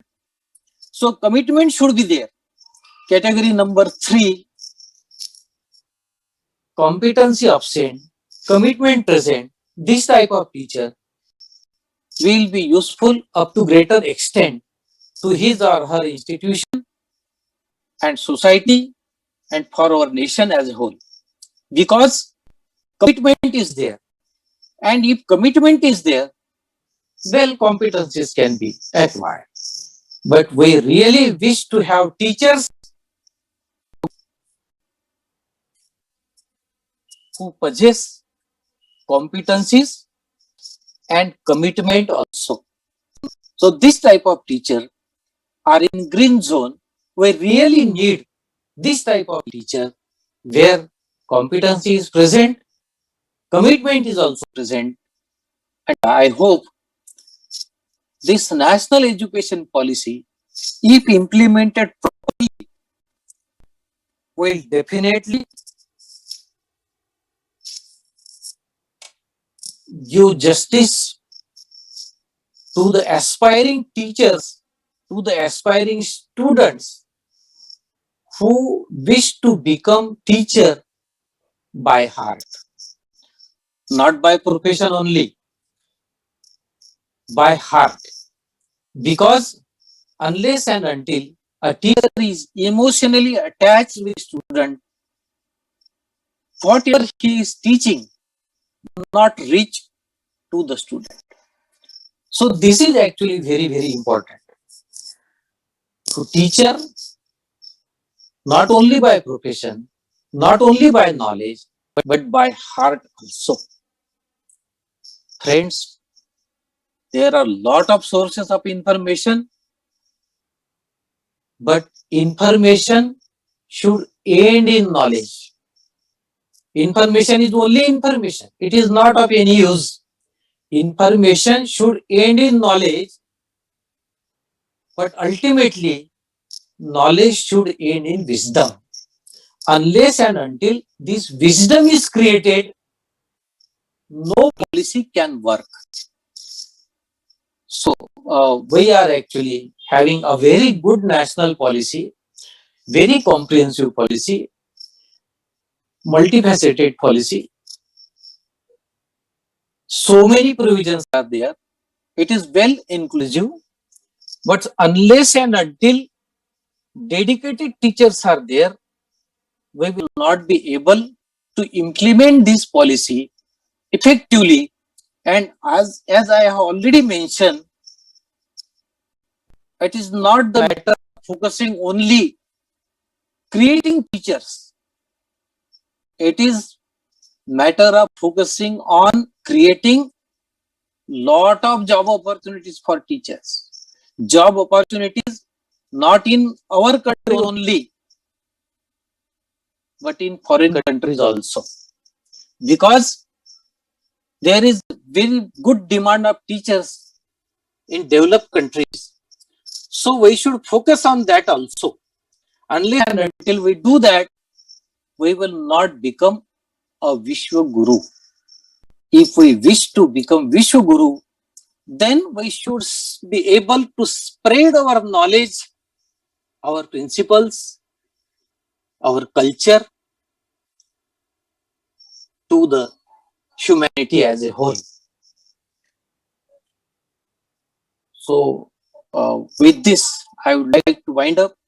I am very much thankful to the organizers, especially authorities of the Kavi Kulguru Kalidas Sanskrit University, then Vidya Bharati Ucha Shiksha Sansthan, a dedicated organization for education, various officers of the university, and Vidya Bharati Sansthan. I would like to express my gratitude, especially towards Professor Varkhedi sir, Honorable Vice Chancellor of the Kavi Kulguru Kalidas University. Thank you. Thank you very much. Thank you, Professor K.M. Bhandarkar sir, for the enlightening presentation and speech. We appreciate having the multidisciplinary approach area clarified and understand that synergy is the primary force behind multidisciplinary or interdisciplinary learning. Thank you once again. There is an announcement for the participants. Thank you. All the participants are requested to kindly fill the feedback form.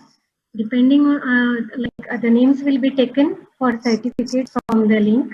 So all are requested to kindly fill the feedback forms without fail. Gratitude is the fairest blossom which springs from the soul. Today's every speech was an experience. The external fades away and the internal lingers and echoes in the most depth of our hearts.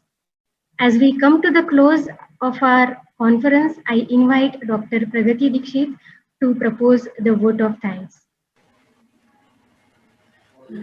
Madam मेरी आवाज आ रही है? Yes, ma'am. Okay, सभी को मेरा प्रणाम। आज के इस कार्यक्रम के जो मुख्य अतिथि के रूप में यहाँ पे उपस्थित हुए थे चौधरी चरण सिंह विश्वविद्यालय के कुलगुरु माननीय प्रोफेसर नरेंद्र तनेजा महोदय जी, उनको मैं हमारे विश्वविद्यालय के तरफ पक्षतः, हमारे विभाग के पक्षतः और विद्युत उच्चतर शिक्षा संस्था के पक्षतः उनको मैं हाथ धन्यवाद देती हूँ। और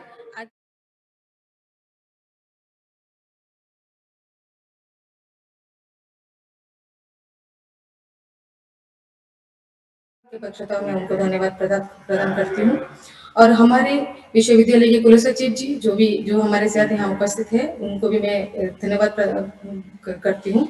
और यहाँ पे उपस्थित हमारे परिसर की संचालिका प्रोफेसर कविता बोले महोदया, उनको मैं हमारे विभाग के पक्ष से उनको हार्दिक धन्यवाद प्रदान करती हूँ।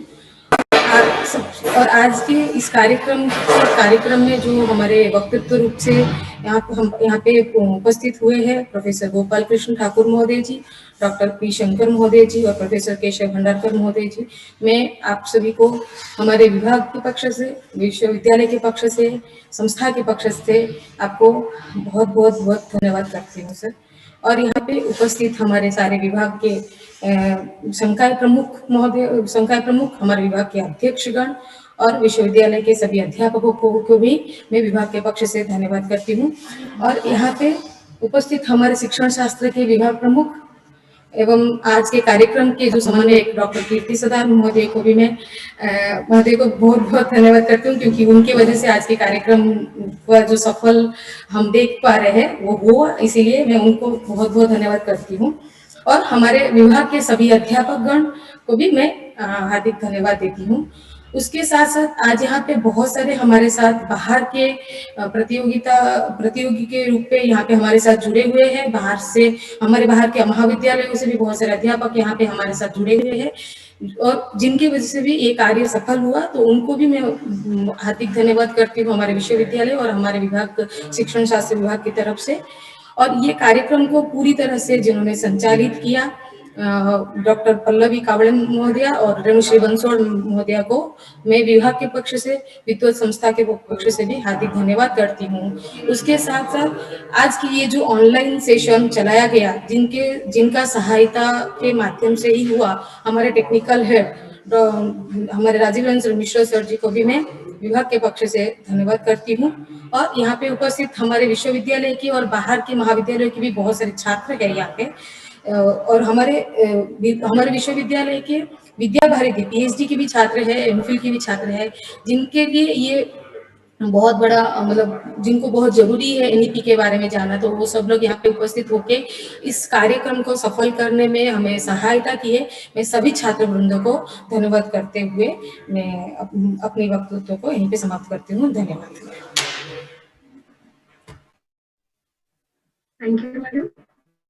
On this note, let us conclude a remarkable, memorable, and knowledgeable national conference on NEP. Let us end this with Shanti Mantra. Sarve bhavantu sukhinah, sarve santu niramaya, sarve pashyantu मा कश्चित् दुःखभाग् भवेत्।